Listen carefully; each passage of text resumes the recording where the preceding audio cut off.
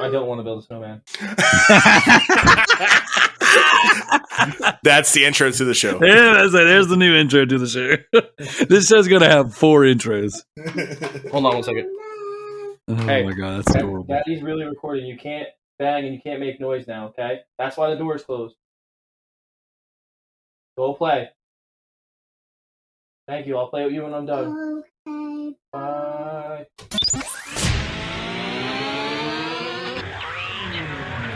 You're trying to make ripping the fattest piss like a new thing? Ripping.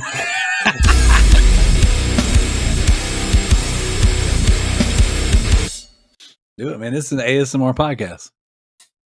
Welcome to the Loot Bros, where we give you exactly what you want, just the way you want it. I feel the minutes count down on the clock again. Feel like I'm playing in a game that I can never win. Time is running out, I know I gotta make a choice. So many whispers in my ear that I can't hear my voice. Tell me, will it end the situation that I'm in? Or am I bound to sit alone, drowning in my sin? Get right or get left, what will it be? Time is running out, the blood is flowing down the streets. People need to know we're living in a war zone. Hit the streets with the truth, tell them that it's on. Yeah, here we go. We're recording. We live, ripping fat pisses and building snowmans in 3, 2, 1. Dang, that should have been that was a better intro for the show than the normal one. What's up, everybody? Welcome to the Loot Bros podcast. I'm your host with the most mother freaking platinums. This is Residentdarrell. This week we are joined by Johnson Jam and Joe. Hey, what's up, guys? I just got build snowmans. I just got a brand new Switch OLED, so I'm pretty happy. Booyah. Bragger. Humble brag. And then we got the bearded nerd. What's up, brother? What's going on? Ho, ho, ho. Ho. Ain't no hoes in this show. I mean, This is a hoe-free show. Tricky's not here, so yeah. I know. That's He fair, ruined yeah. He ruined all my plans. All my freaking plans. I was really looking forward to talking trash with him tonight, honestly. Well, we're gonna talk trash as if he's here, even though he's not. So we'll just insert trash talk, and then we'll just have to pretend. Maybe I'll Al Wake's such a bad game. Oh, they got tractors. You gotta use a flashlight. I don't even like flashlights. What's in all these batteries? I've never Only played batteries the I game. like are in my vibrator. Oh, dear. Controller, guys. Controller. Come on. Chinkies. Controllers, dual shock and all that stuff. All right, this is Loot Bros podcast. We are here to crack some jokes, crack some wise, and talk about video games. This week we are going to be talking about Game of the Year. Now, we've got the Loot Bros Community Game of the Year. We've got our personal Game of the Year. We're going to talk a little recap on the Jeff Keighley's Drag Queen Game of the Year. Oh, boy. I don't know if you guys missed RuPaul giving out them awards and all that stuff, but Hey, he's got to make it interesting, right? it was definitely something. So, but yeah, we're gonna be doing that. But first, we gotta crack a toast. Now, this week's toast is gonna go out to the Game of the Year awards. It was I don't know about you guys, but it was very enjoyable. I liked it. Yeah. It was good. Yeah, but 2021 is coming to a close. We got some special stuff planned for the rest of the year, so we're kind of starting to phase it out. We got our Patreon producers for this month. We got MZ Nitro, and my name is Effin Mayo. And I want to give a special shout out to our new patrons. We added some more patrons recently, so Damn. yeah, very, very cool. Very, very cool. So People actually want to pay money to listen to this shit. Wow. somebody likes this garbage can right here, baby. So let's toast it up.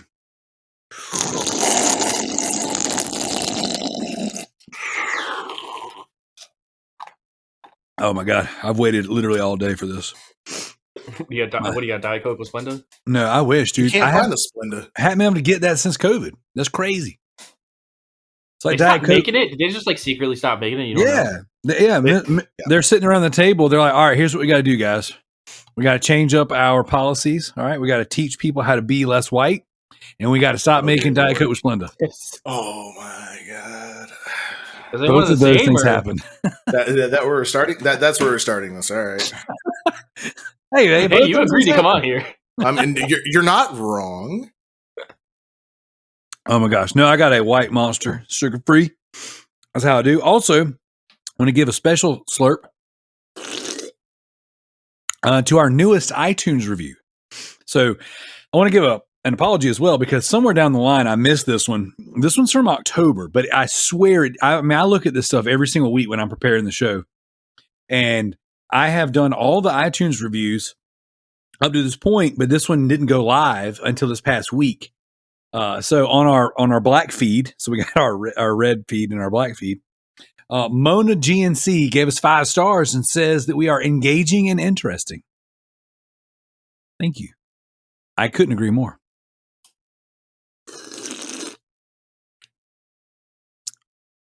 Yeah, I got to stop stroking your ego, Daryl. It's getting real big at this point. I was just going to let that one marinate for a little bit, leave a nice little pregnant pause. Well, that's right. Engaging and interesting. Now, is that because the guests we have on here? Because it ain't Daryl. What the? I don't even know how you did that. Joe's like, zing. Speaking of guests, we got some very special guests coming up to close the year out. So, Joe, thanks to Joe, he got me in touch with Patrick Hickey Jr. We're going to be coming on. He's going to be coming on here and talking about his Kickstarter that he just launched for his new comic book business. We're going to be talking about some of the books he's written, some of the voiceover he's done in video games. So I'm very, very excited about that one. And then I have a very, very special guest. I'm not going to name any names or drop any hints, but I think we're going to really enjoy it to kind of finish off the year. So it's going to be very, very exciting. Some cool stuff coming up.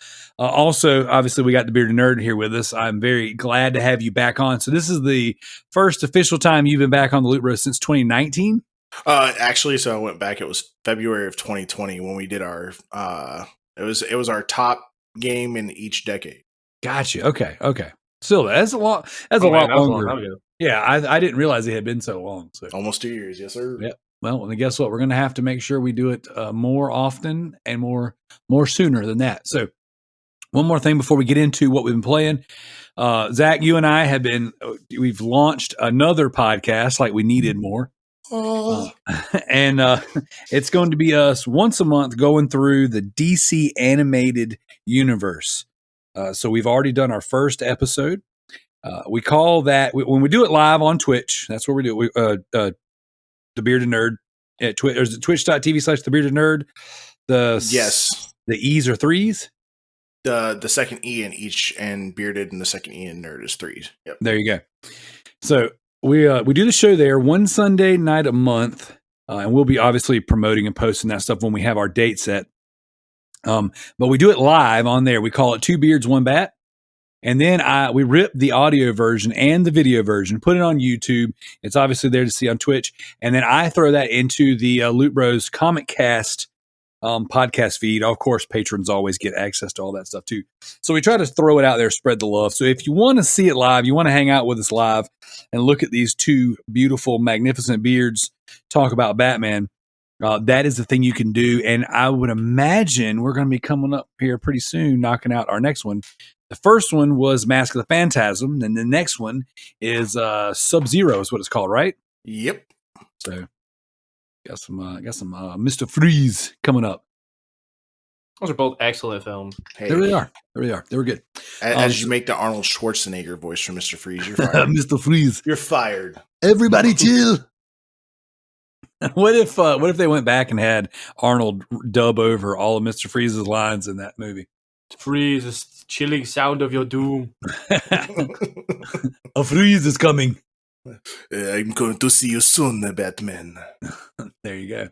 All right, so now we're going to talk about what we've been playing. So, Zach, why don't you start us off since you're the guest? So I completely beat the Halo campaign last night. Sweet, no spoilers. How was it? That was amazing. It was like a sensual massage from the person you love the most. I got one of those today. Huh.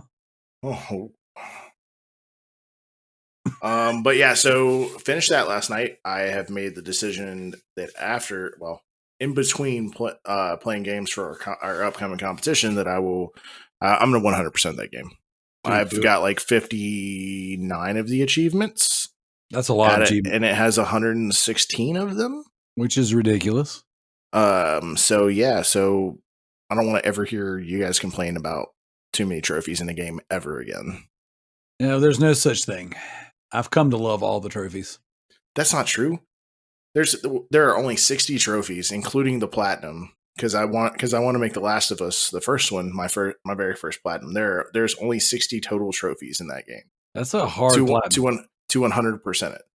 Yeah, I got to get 116 of them jokers for Halo, and that includes multiplayer matches. Well, I will say this: I'm not trying to discourage you from the Last of Us Platinum, but like 40 hours of it is their multiplayer. I know. So whenever you're ready, you let me know, and I will 100% help you boost that. Oh, I appreciate you. Oh, you're talking about Last of Us 1? Yeah. Yep. Yeah, those trophies just suck booty hole. They get the reward for the worst trophy list of all time. Like, there's no trophy list that tops that. Well, the online is really, really fun when you get into it with a group of people. But like, yeah, playing that game on Grounded and Survivor, all that good stuff. The cool thing is, if you were able to stream that would actually be a pretty good, I don't know. Be streaming it after. I'll be streaming it after our competition. Sweet. We have too much going on over the next month. Yep. I was like, oh, cool. I beat the game. Oh, 5% of the trophy list done. Wow. Yeah, I got 3 trophies. Wow. Yeah, that's what it says. It's like the trophy guide says, go through the game, play it on any difficulty. We recommend just playing it on easy first, and then you can go back and go through on Survivor, I think is what it is. And then they recommend getting all the collectibles on easy as well. Yeah, they also recommend beating the game and trying to upgrade him fully on the first run through. And I missed like one thing, and I was like, oh. The thing I would recommend, and this is just me, I would recommend just playing the game the first time and just enjoy it. Like, you're going to have to play through it more than once anyways. So I would just say personally, just play it and enjoy it. It's such a good story. Like, it's one of those things to where I wouldn't recommend anyone getting distracted with the collectibles. Okay. Just because the atmosphere, the story, everything is so freaking good. And like I said, I will gladly do them online with you. I'm sure with the group that we have, we could totally get a group of people together and boost that, and make that happen. So that'll be fun. Well, that would be. What else you been playing? Before that, Apex. I tried, and it's making our list. I tried playing Outriders. I just couldn't do it. It was not good. Hmm. I didn't enjoy it at all. I started it. I don't know that. I don't know how to play it long enough to really have an opinion. It has some Gears of War vibes going on when it comes to get cover-based shooter gameplay stuff. Yeah, but it also has like that. People can fly. Whimsical kind of like almost slapstick humor kind of going on. Yeah, it was painful. Yeah, so it just wasn't for me. Yeah. And then other than that, Apex Legends as always. That's kind of like my mainstay game. The new collection event just came out in the Winter Express, so we get to hop back on a Christmas themed train and try to get the last person standing. There you go. Sweet. Anything else? Nope, that's it for me. All right, Joe, what you got? I've been playing a lot of Marvel Ultimate Alliance 3 on the Switch. It's a good game. It is really a good game. You know what I noticed though? I don't know if you noticed it too. It like actually plays better in handheld mode for some reason. I personally only played it in handheld mode. It looks good in handheld mode, but I put it on my TV. Like I could see, like I was like, wow, this is not as polished as it looks when you play it on handheld. My kids would play it like on the TV, so like we traveled and would play it in the hotel and stuff like that. But me personally, I played it in handheld mode, or when I would set the Switch up and have it like just kind of propped up on the desk, and then me and my son or me and my daughter would play through some of the missions together. So it's good. It's not. I don't think it's as good as the first two, but it's good. Personally. I think the replayability and the grinding you can do in it are way better than the first two. I agree. I just think if you're not willing to do that, then if you're not that kind of gamer, then it's not going to appeal to you. But it definitely has that like Diablo replayability vibe to it. And then like all the DLC characters they added are absolutely insane. Yeah. Now I still, like I told you last time we talked about the game, I haven't played much of the DLC. I bought it to be the Punisher and Blade and stuff, and then saw that you couldn't be them in the main game. So then I just didn't mess with it. Is that DLC good? Yeah, actually, it really is. Some of the chat, like the post gameplay it adds really good, and then like it's fun to just play with the Rift characters, but it's unlike the other two Marvel Ultimate Alliance, which like auto level your characters as you play through. This one doesn't do that. So like if you don't use people, they don't level up. Right. So it adds a lot. Like for me, for like someone that plays like Hyrule Warriors for like 300 hours, like this is like another time sink for me. Oh God. Don't do it, Joe. Don't do it. I like the auto leveling of the previous games. Do it, Joe. Do it. What stinks is whenever I would get like my characters got pretty powerful, and then I'd unlock somebody cool, because in that game you're like unlocking someone every 30 seconds, and then it's like I don't want to use you because you're not powerful yet. You're like, you suck, booty hole. Back of the line. Big old booties. You're a towel. You're a towel. You're a towel. Don't forget your towel. I'm so high, I don't even know what's going on. I found it. You found the code? No, to beat the funky town.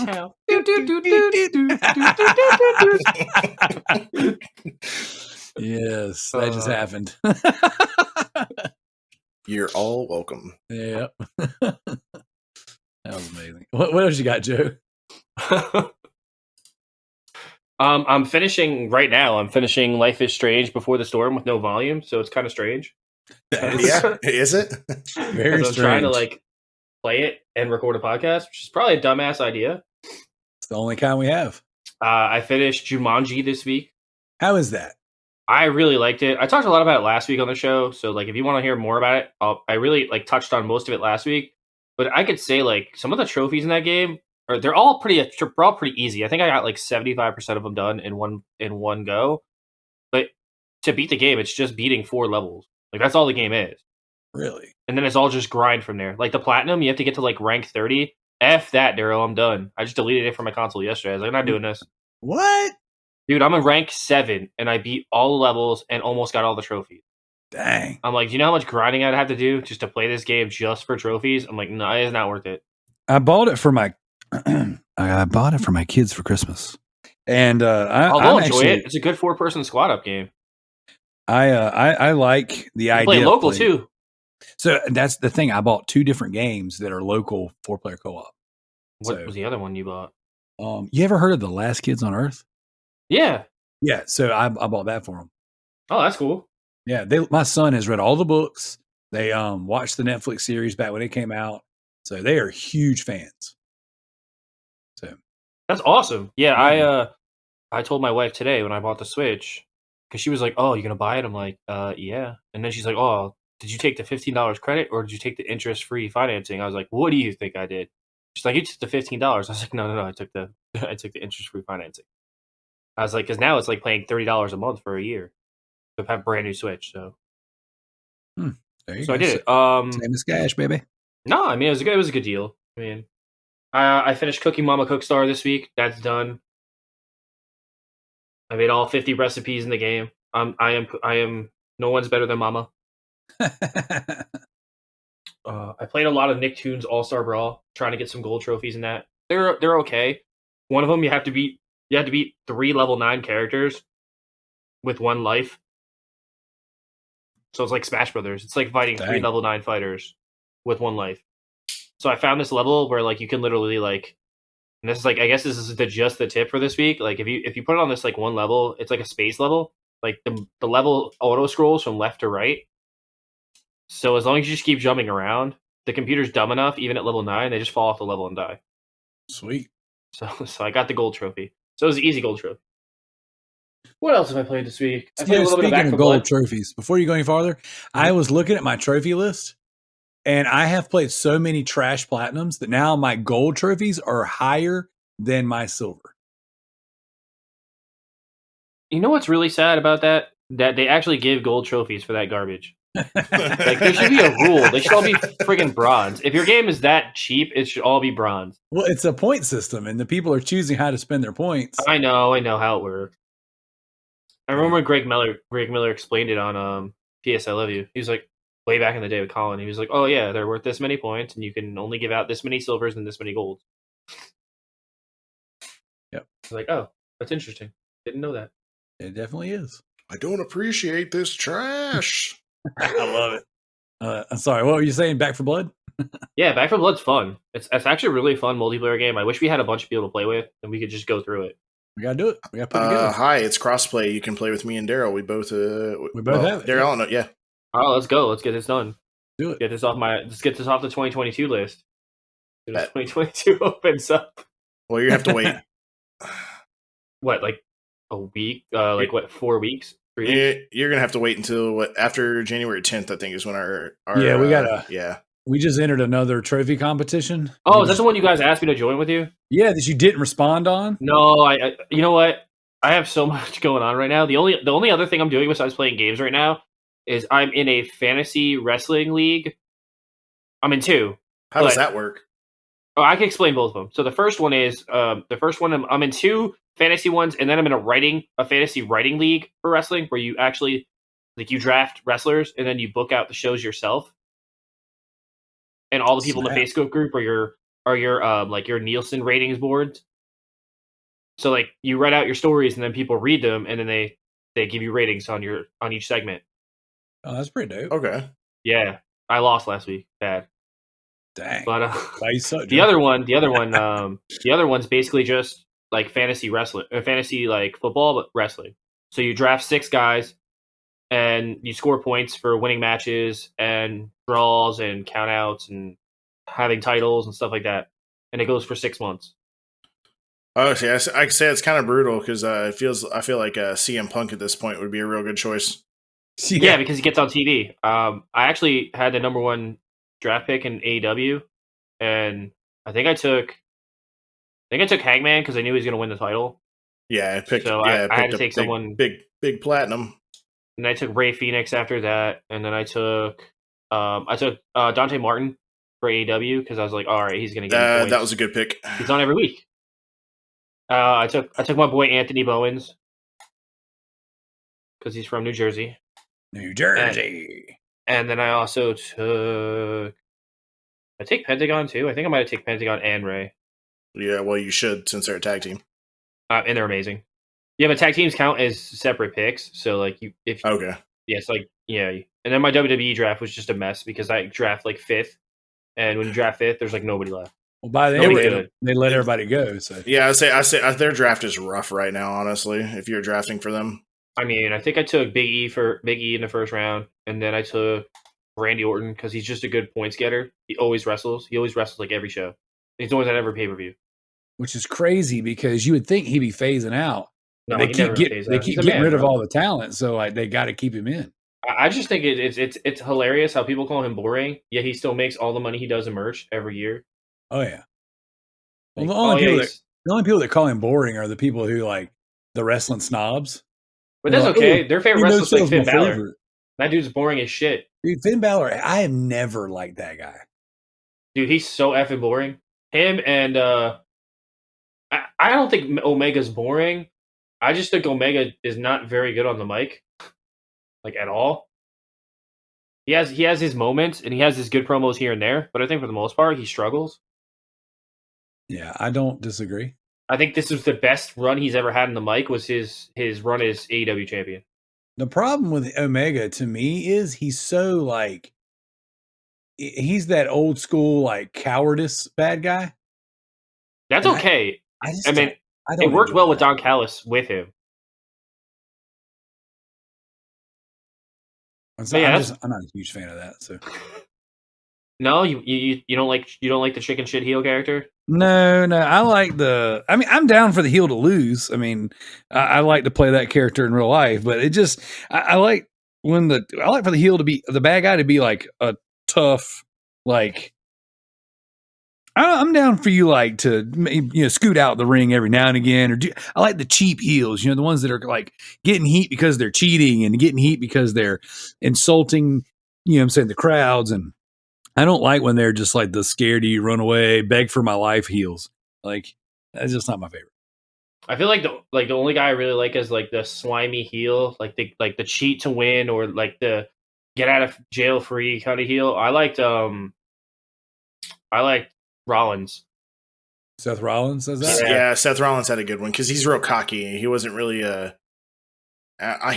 coward. He was more like a strategic heel, I guess is a good way to put it. Yeah, I But like even now, strategic he heel. makes me want to hate him. That's all he does now. 110%. See, I like Ric Flair was like that too. You know, Ric Flair was a cheat to win. You know what I'm saying? Like kind of beg for the moment, then get the eye rake in. You know what I'm saying? Like, and that's cool. Like running, like, and then I don't know. I always relying on your goons to do your bidding. You know, like not my favorite. You didn't like Rollins with J&J Security? That shit was classic. Okay, that's a little different when you have like the goof troop that you're constantly sending out there on your behalf. That's fine. Well, thank you for tuning in to the Loop Bros WrestleCast. There you go. We're back, baby. We're back. So that's pretty much all I've been playing this week. My other half, my brother from another mother, and my brother from up north. He's actually working this week. I know, shocker, right? He has a job now, or for this week, he's like doing like a test pilot thing for his job. So he actually isn't home. So like I haven't been on PlayStation much. I just been on my Switch. So. You could be on with us. You could be on with your other brothers. Could be. That we could do that. Yeah, we could definitely do that. But just, Daryl, what have you been playing? All right, here we go, baby. It's a big old list. I'm gonna crack of garbage. Get ready. There's garbage on there. Like I said before, I am the host with the most platinums. Trouncing old Tricky Mick. I have 300 and I'm not even gonna say it here. I got lots of platinums. I got one. It's hard to pronounce. It's Gnog, Gynoug. It's a 2D like side scroll shmup. Very Contra-esque. I think I've talked about it once before on the show, but I did some stacks on that one because I didn't realize this, but I played the game legit, right? But you can go into the menu and turn cheats on. So I was like, oh, okay. So I went and grabbed the other stacks of it and just let the game play itself with the cheats on while I did dishes and cooked. So kid you not, propped up my controller, holding the X button, not even using my turbo controller, using a regular controller. I turned the cheats on, let it rip. When it got the platinum, backed out, set the next one up, let it rip. Got the platinum. So just the tip, DLC. I played a game called Space Kabam, Kabam. This is your Galaga style little space shooter. It's a little tricky because you have to beat 5 bosses and get a score of 200,000 without dying. It's kind of all in one run. Decent little shooter. East Asia Soft pumps out these little shooters, and I quite enjoy them. Outside of that, I got a couple more spams I'm going to run through real quick because they're just hilarious. There's one called Finger Fitness. Joe, have you seen Finger Fitness on the store yet? No. It is literally a game that like $1? It's like $1 or $1.50, something like that. It's a game where you have to like hit your triggers and fight against the resistance in the triggers to get score. Think My Name is Mayo, but you're constantly spamming the triggers with resistance against them. It's a PS5 exclusive. All right. The best thing on the PS5. And so like you unlock these different little animals, these different little characters, and they give you multipliers. And then you unlock stages. The stages change your stamina and your resistance against your fingers. And you have like a cooldown phase and all this stuff. It's a very, very interesting little game. I have extremely strong fingers now because I just work them fools out like crazy. So Finger Fitness, definitely get it. Put in a little bit of time with Virtua Fighter 5, the Ultimate Showdown. Yeah. Been kind of, do what? If, you know how much a grind that game is? It's a hellacious grind. I mean, I can help you boost it all if you want to do it. Oh, I definitely need to put together some people to do the team, like the tournament, where you have to get in a room and do 50 matches or something like that. Yeah, we'll do it. But yeah, been kind of knocking out some trophies between Power Rangers and Virtua Fighter 5. That's been like my big points for our GTTSC trophy competition we're in. We should start setting up a side group for grinding trophies. Yeah, I mean, we can set up something in the Discord or set We something in the should, Facebook group. because like I need all the Mortal Kombat stuff done. I'll totally do that stuff with you. Yo, you're doing the Jumanji stuff with me as soon as you That's pick fine. that up. That's We're gonna fine. grind that Right out. after Christmas. Well, yeah. Yeah. Okay. We need to- Did you buy the physical version? I did. Oh, you get the free PS5 upgrade. There you go. Booyah, 2 trophies list. So going for some actual legit games that are fun. First Class Trouble. This is one of the PSN games we got the I other don't day. play that. The game is really fun, dude. Did you play Operation Tango yet? Not yet. Amazing. Played it with Corey. Actually, that's the only other thing I played this week. I'll talk about it after you get done, though. Okay. So First Class Trouble, it is a third-person deduction game where you have to figure out who's the enemy. They're personoids and residents. Residents being humans, personoids being an android that's mimicking a human. And as you're doing various tasks to get through the stages to ultimately shut down the AI computer system, you can like sabotage each other, choke each other out, push each other over. But the funniest thing is you can pick up champagne bottles and throw them at the characters. Not only does it make an obnoxious glass breaking sound, but it throws you into full on ragdoll. And it is stupid funny. So like randomly I got hit in the side of the head with a champagne glass and my guy doubles over, just flailing everywhere. Oh my gosh, it was freaking hilarious. So me and my son, Noah, we played, I don't know, 8, 12 matches of whatchamacallit, First Class Trouble, having a really good time. So we were both like Among Us calls them imposters. It's very much like Among Us, but like actually with pretty good graphics, and in 3D as well. But so we were the imposters together. So we were like, we won the game working together and choking out people and electrocuting them and sabotaging the air system in the place. So it was a lot of fun. First Class Trouble is a 10-hour grind if you get a group of people together, 10-hour platinum if you get a group together to boost. So I think that we should definitely maybe in 2022 focus some more on, like we were just talking about, maybe boost groups, community game night stuff. And then we can get together and knock out some of these trophies and have some fun because some of these games are just really fun. We played Hunter Arena. What's that game we just got for PSN for PS Plus? Hunter's Gathering Arena or something like that. That was like a month or two ago. Yeah. We played a match of that, and that game is not bad. It's a melee battle royale, and it's got like a bunch of like, it very much looks like Monster Hunter in the graphic style and the gameplay. And it's got a interesting combat system. It's a little more complicated than it probably needs to be. But for the most part, it was, it's a decent little game. We played a match of it. It wasn't really hitting. It took way too long to get enough people in it to actually play. So that's one of those games that I would probably need to set up with a group and we commit to it and say, all right, we're going to set some time each week together, get together and fill this room up. And then I guess the last couple of things I'll mention are just the good games that I've been playing. So Mafia Definitive Edition, holy crap. I just finished it. It is so good, dude. Okay. So that's going to be one of our next deep dives. Our Patreon producer, MZ Nitro, pledged to make me play this game, which I've played the original. So I was like, good, finally, someone actually wants me to play a good game instead of the trash games that I keep getting sent. And so I jump in and I'm like, man, it hooked me instantly. It looks amazing. The voice acting is awesome. I love Mafia stories. I love this story in particular. And dude, I played it for 4 or 5 hours last night. Maybe, probably 4 or 5 hours last night. I mean, I love it. I can't put it down. It's so good. Question. What's up? Did you play GTA 3 yet on PlayStation Now? I downloaded it. I haven't tried it yet. I played it. I'll talk about it in a minute. Okay, good. So I played Mafia, and then my son and I, we got up this morning. Like I told you guys before the show, I was fighting a real nasty migraine.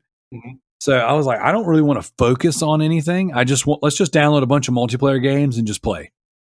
And so before the show, we were playing Wreckfest.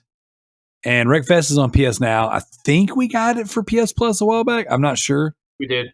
Oh my gosh, dude. It's a destruction derby game, but plays like a dream. Like, it is so freaking good. And we've been screaming and laughing and just having a blast. Like, we were wrecking each other. I pulled out a school bus and was going around the Destruction Derby, arena and just crashing into my son.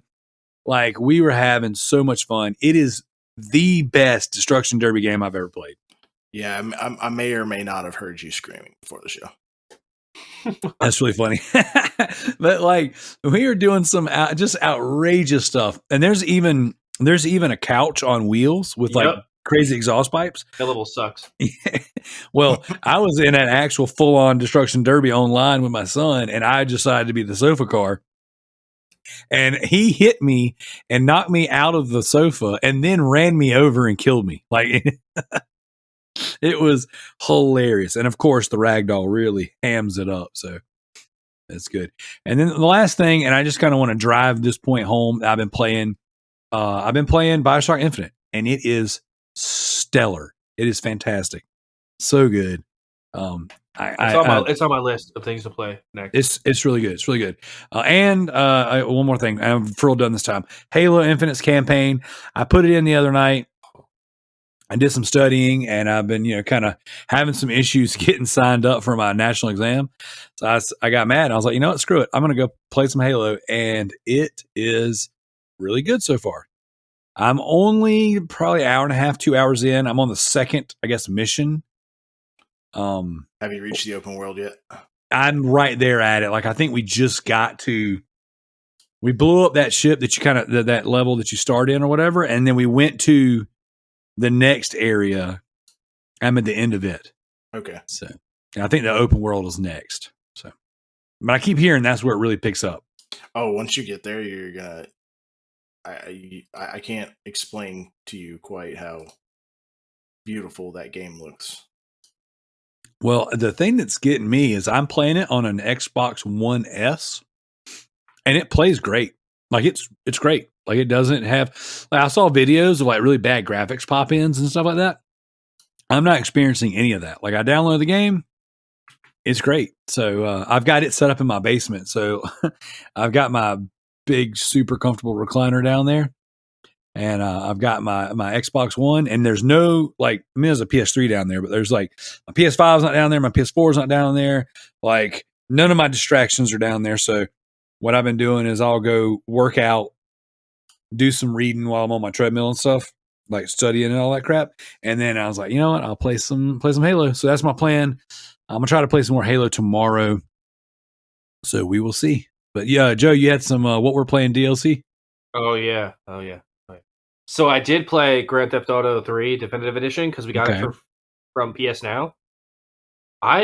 It's whatever they did, they fixed a lot of the problems. Sweet. I only got a few missions in. I think the only thing that I don't like is that it kind of loses that original jank that makes GTA. Like, people complain that like when you like go around a quarter, like it skips, but that's what it did in the original. So like, now that it doesn't do it anymore, I'm like, oh man, Where's my jank at? Where's my jank at? I miss like loading bugs. screens. So when do you do the codes work for it? Yeah, all the codes are still there. They all work. Do they disable trophies? No. Sweet. Only game that really disabled the trophies was, I think, was like San Andreas. Yeah. Well, it was like that on the PS2 it messes up your version, boss right? ranking, your ranking. Sweet. But I couldn't remember where things were because everything looked so much nicer. I was like, oh. I was like, okay, here's St. Mark's Bistro. All right, here's where I have to go for this. And it was like driving around my town in that game. In the third game, it's like literally I know the map by heart. I know where all the hidden packages of drugs are. I know where they all are. What? Yeah, most of them. Yeah, I could probably find about 60% of them, like without even looking at a guide. That's I played crazy. that game so I could much. never Daryl. do that. I mean, I got That's all like 100 you packages. Resident Evil, bro. Yeah, I got all 100 packages on PS2, but I could not do that now. I would probably know where maybe 10 are. You know what the first thing I did when I bought San Andreas was? I did all the tags, all of them, in the entire game.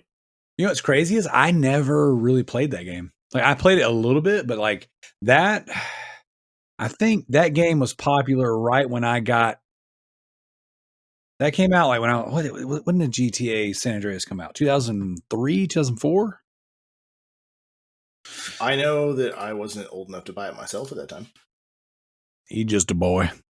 And then here's another Just the Tip DLC. It's a trophy. It's a trophy one. The easiest gold trophy, Darrell. If you need one for the next competition level or whatever you're doing, you have to have below, I believe, 10% health and survive for a minute. So all you have to do is go on the street, start punching people in the face, and then they'll punch you back. And then you just sit there and get punched until you have like 8% health, and then you just steal a car and like go park it somewhere and wait 1 minute, and then the gold trophy unlocks. Dang, son. Speaking of trophies, I just popped one trophy.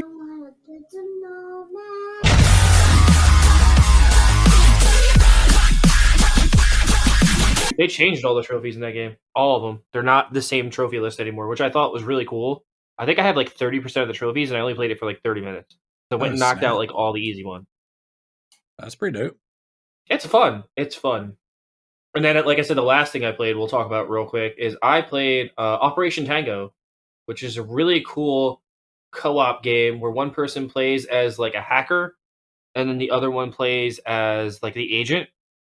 And it's really cool. So you both work together, and like you have to tell each other, you have to communicate using chat, and it's all about communication. Communication is key. It's like, what do you see on your screen? Well, okay, I'm at a door. I need to unlock it. What are the symbols that you see in front of you? It's crazy because there's some puzzle solving like that in the first class. Oh yeah, Corey was telling me like it's like, oh, I see a door. Okay, what color is the door? What color do you see? Or what's the word on the door? Yeah, it's like symbols. Like what does your symbol look like? Because you have two people to get in there, and that's where like all the little perks and the things you need to do stuff are locked at. So you have to do that with somebody, and it forces you. So it would be really hard to play that game with randoms, and you're not in chat. So he was telling me that because I guess he played a bunch of it like the day it came out. He played a whole bunch of it just to like check out the game, because like we always do like this thing together where like we do like new game Tuesday. So it's like the first Tuesday every month. We just sit down and play everything on that comes to PlayStation Plus and goes to PlayStation Now. Like Sweet. We used to do it where we used to take off of work to do it. There's no greater cause. So I think I might, when he comes back, I might do like a collaboration with Dual Screens, and we might do new game Tuesdays. That's that. Or you can that back up. Or you can do that and stick it on the Patreon. Yeah, we could definitely do that. But yeah, that's pretty much all I've been playing. I guess we can get to the topic of the show, which was the lackluster Game Awards. I mean, whoa! You're putting the cart before the horse, buddy. Wait! I'm sorry. We have community questions. We got a few backlog things. detail. We have like the 9,000 other things that we talk about on this show. Loot Bros leaderboards. He's like, I'm just gonna skip it all. Yeah. time to talk trash. There you go. Oh wait, I have one more thing to say. Because I listened to Cinemassacre podcast. Okay. And they announced that they're making a NES release of the Angry Video Game Nerd game, but it's a completely new game for NES. What? Yeah, and it's coming to modern platforms. Sweet. Yeah, and they're creating Angry Video Game Nerd, the video game 3. They're in like early development. Good Lord. And that's gonna be made for modern consoles. So he said the technology on that's gonna be sick. He says it's probably gonna look like a Super Nintendo like 60 or N64 game. They have the technology. They do. All right. Speaking of technology, let's head on over to the custom leaderboards, truetrophies.com. Set yourself up. I don't know what just happened, but my game just reset. I think I just died. All right. True Trophies custom leaderboard, Loot Bros podcast. You know the drill. Residentdarrell in first place with 177 trophies. It was a nice little week for me. Tricky Mick second place with 63 trophies. He's playing some. Both of our last trophies were in Saints Row 4 reelected. Actually, I just popped a trophy for a very ginky holiday. And then Tricky got the Ghost in the Machine, so he's playing through the campaign. And then third place, Mr. TMNT84, the American Graffiti and Life is Strange Before the Storm. This thing literally updated while we were talking. It doesn't usually update that fast, so that's pretty good. Yeah, that's pretty funny. That is my last. That's the trophy I got last night. That was that's for tagging. Oh, sweet. Well, you got 61 trophies, so you're very close to second place. Yeah, A bit of a drop. We got Gaz Davis, 11 with 40 trophies, and then MZ Nitro with 39. So both of those are my GTTSC compadres, and they are going. The Bearded Nerds are going to be joining us, and I Yield to No One from the Trophy Horse on a PSN Profiles little trophy event coming up. Starting wow, Monday. you got Yield in there. Nice. Yeah, we did. So it's pretty exciting. Me and Yield have never done anything together outside of talk crap on a podcast once or twice. So, but over to the True Achievements leaderboard. I just got a trophy.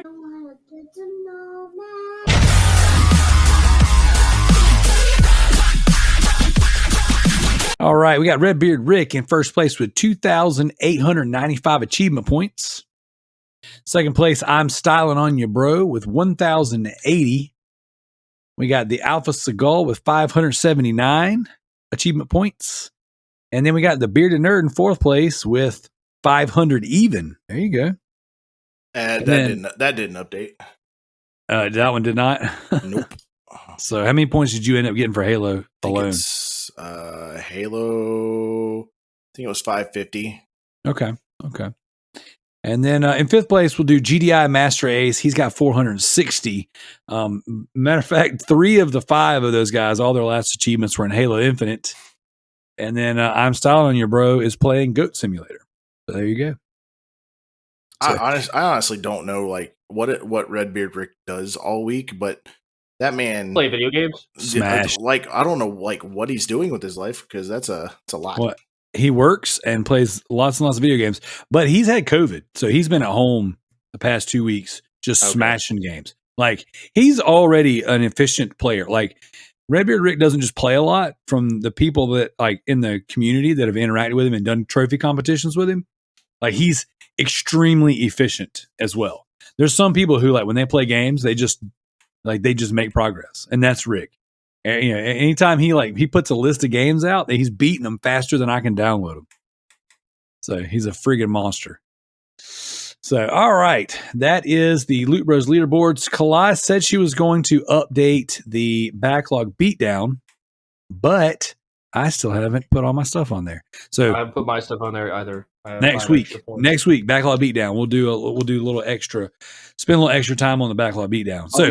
I'll be past Turkey by next week for second place. There you go. Boom. Get it, Bo. All right. So now we're going to slide on into community questions. We're going to try to knock this out quick. I actually didn't post the thread until just before we recorded for 2 reasons. A, I was playing video games with my son.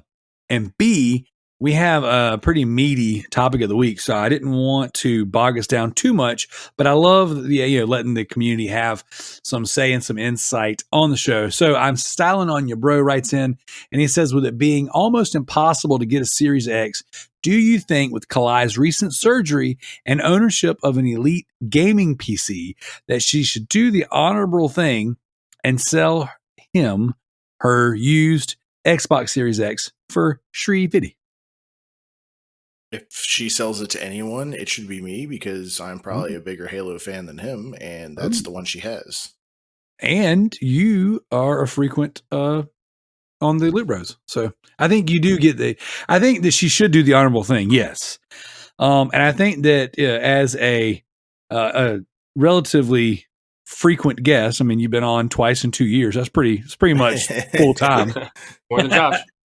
More than Tanner.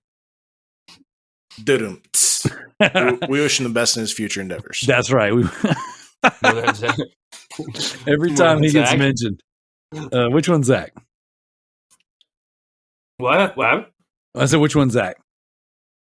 Oh, any Zach. Okay, we have a new Zach. We have Zach 2.0. We have a new Zach since the other Zach has disappeared. There you go. I'm Zach. Well, Zach 1.0. There you go. We got Zach 1.0 is gone. Zach 2.0 is here. Did he lock himself in a strip club bathroom? Can't get out? I think, honestly, if you want me to tell you guys the truth, here's what happened. Okay. He had COVID and couldn't go to the titty bar for a couple weeks. And he was having like DTs, you know what I'm saying? Like he was having withdrawals. And so that when he was able to go back to the booby bar, he OD'd on boobies. And the mate today. So get well soon, Zach. But yeah, do the honorable thing, Kalai. I think you should probably choose between I'm Styling on You, Bro, and the Bearded Nerd. And, raffle that junk. I feel like you'd have to pry that shit from her dead hands. Well, she's getting ready to have surgery on one of them, so it's not like it's going to be that hard.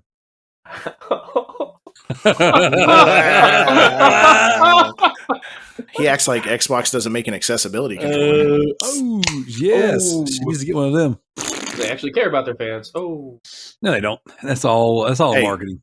And Phil, we trust you, understand me? I heard you. Yeah, we did that for a while. Speaking of Phil, Kalai writes in and she says, I feel It Takes Two did not deserve Game of the Year. Is it a game worthy of that title? Have either of you guys tried that game?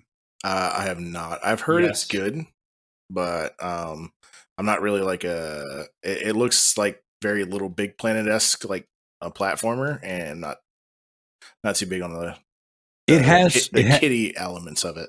Okay. It has platforming in it. I've only played the first few hours, so I can't speak on the rest of the game. Too, as well. But if I was to make a judgment call based on what I played, it absolutely deserved Game of the Year. And it is so much game in one game. So CJ and I started it together, right? And it's got a really, really good story because it's about a man and a woman who's getting ready to get divorced, and their kid who's kind of caught in the middle of all the weird turmoil and everything. And she basically just kind of wishes that her parents would get along. She's got these two little dolls, and essentially her parents get transported into these dolls, and they're in their storage shed, right? Their shed out there in their yard. So they have to do all this crazy platforming and stuff to get out of their shed to get back to their house. Essentially, they're like, maybe we can get her to unwish what happened to us. And it's very Pixar movie as well, but it has incredible humor. Like, it is oozing with charm. And sometimes you're doing platforming. Sometimes it's a third-person shooter. Sometimes there's these crazy boss fights. Like, one of the bosses we fought was like a vacuum. It was like a 3-stage boss fight with a vacuum. It was incredible. Like, CJ and I we decided we're going to play the game, right? It's like, oh, this will be fun. Something we can do together. We do a lot of podcasting together, but CJ and I haven't actually like just sat down and just played games together that often. So we're like, let's just, hang out, shoot the breeze, and play the game. And we really weren't doing a ton of just like talking and hanging out because the game was so involved and so enjoyable. And there's mini games stashed all over the place. I mean, there's like a Gears of War cover-based like shooter section where you have to shoot all these bees out of a tree. Like, you're getting swarmed by hornets and stuff, and you're teamed up with like groundhogs and chipmunks and junk. It's crazy, dude. Like, I highly, highly, highly recommend anyone and everyone playing that game because it's not so much platforming, because I don't like platformers. I really don't. It's not so much platforming that like ruins the fun. It's not so much of a shooter that it's just like a third-person shooter. That's all you do. It's crazy. And we played the first few hours of the game, and the environments were all different. The gameplay mechanics were all different. Like, we made it all the way from the storage shed through there's this one section that's so psychedelic and so wild. I mean, maybe we're 4 hours into the game, actually, the more I think about it.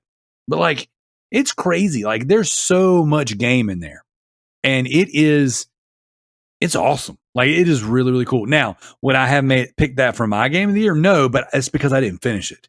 If I finished the game and it continued to escalate the way it was, then absolutely.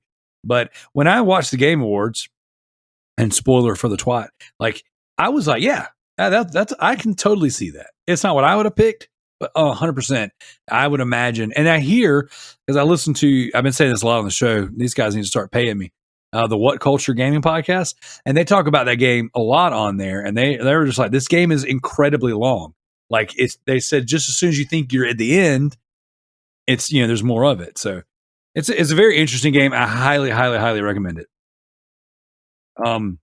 Joe, you've played it, right? Yeah.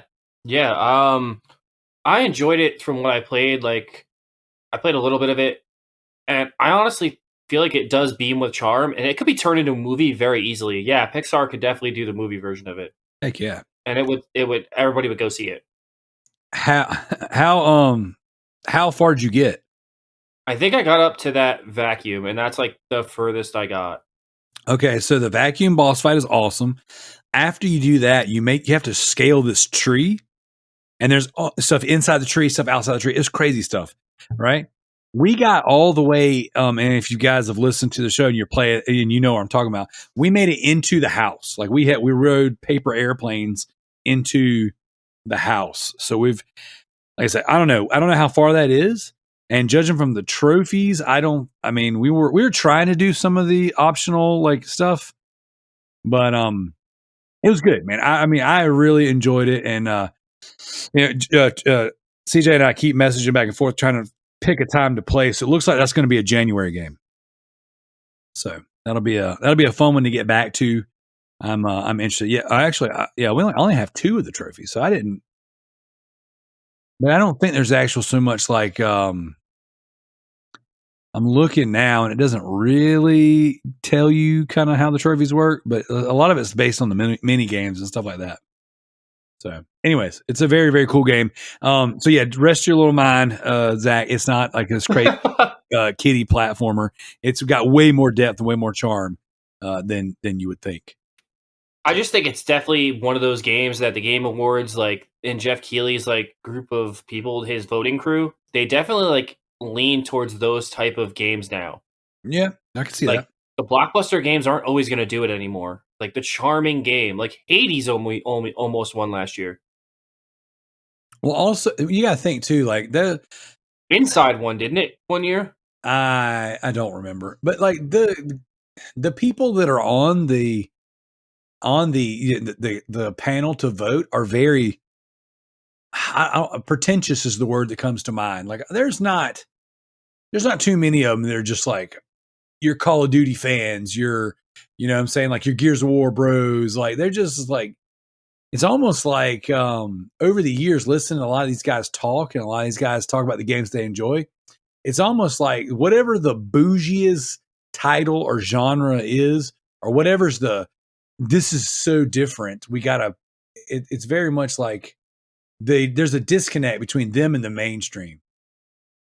So, I mean, I don't know.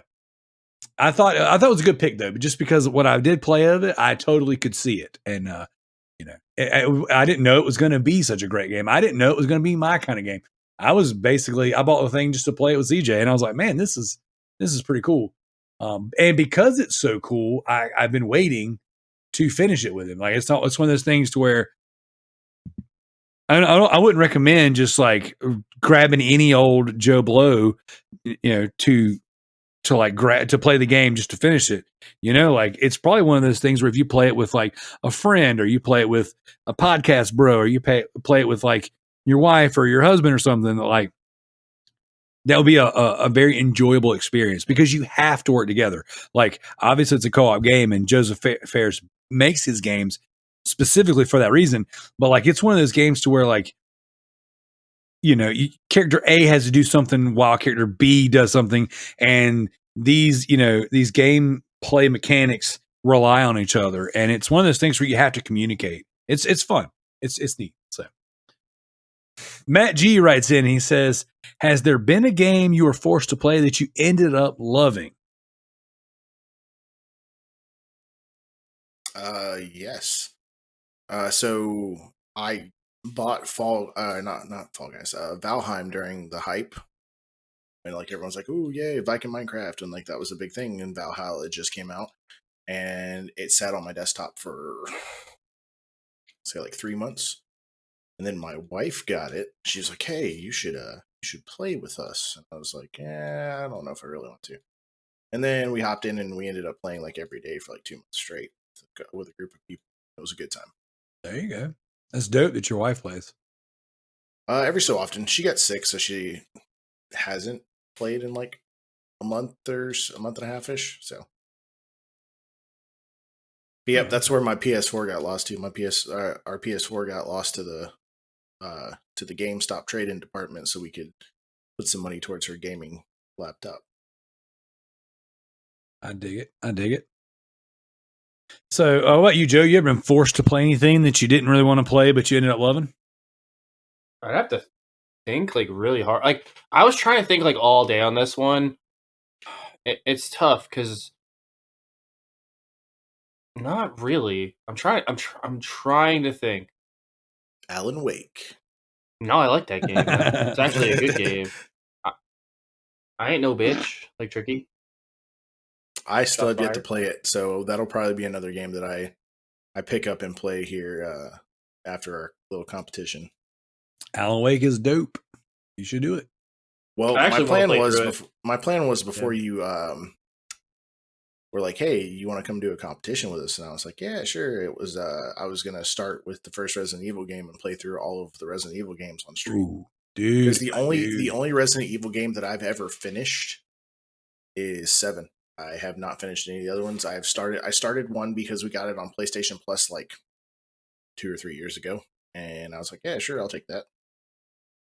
And I played it for, I'll say like 3 or 4 hours, and it was a good time.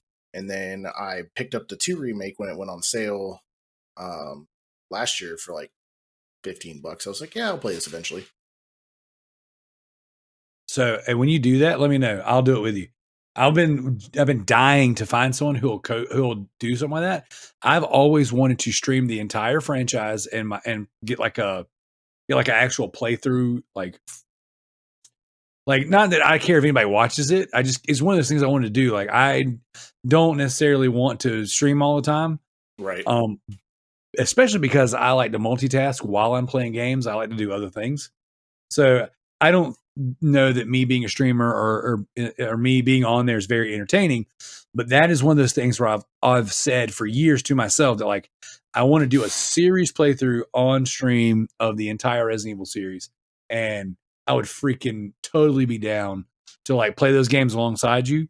You know what I'm saying? You stream yours, I'll stream mine, and then the co-op games will play together. Right. Totally because what's it? 5 and 6 have co-op? Yep. Okay. 5, 6, and then like Revelations 1 and 2 have local co-op. Well, Revelations 2 has local co-op, but they have their raid mode, so that their online little stuff. It's pretty dope. I know Operation Raccoon City was one that had that was co-op as well. That would its multiplayer was like its main staple, I guess.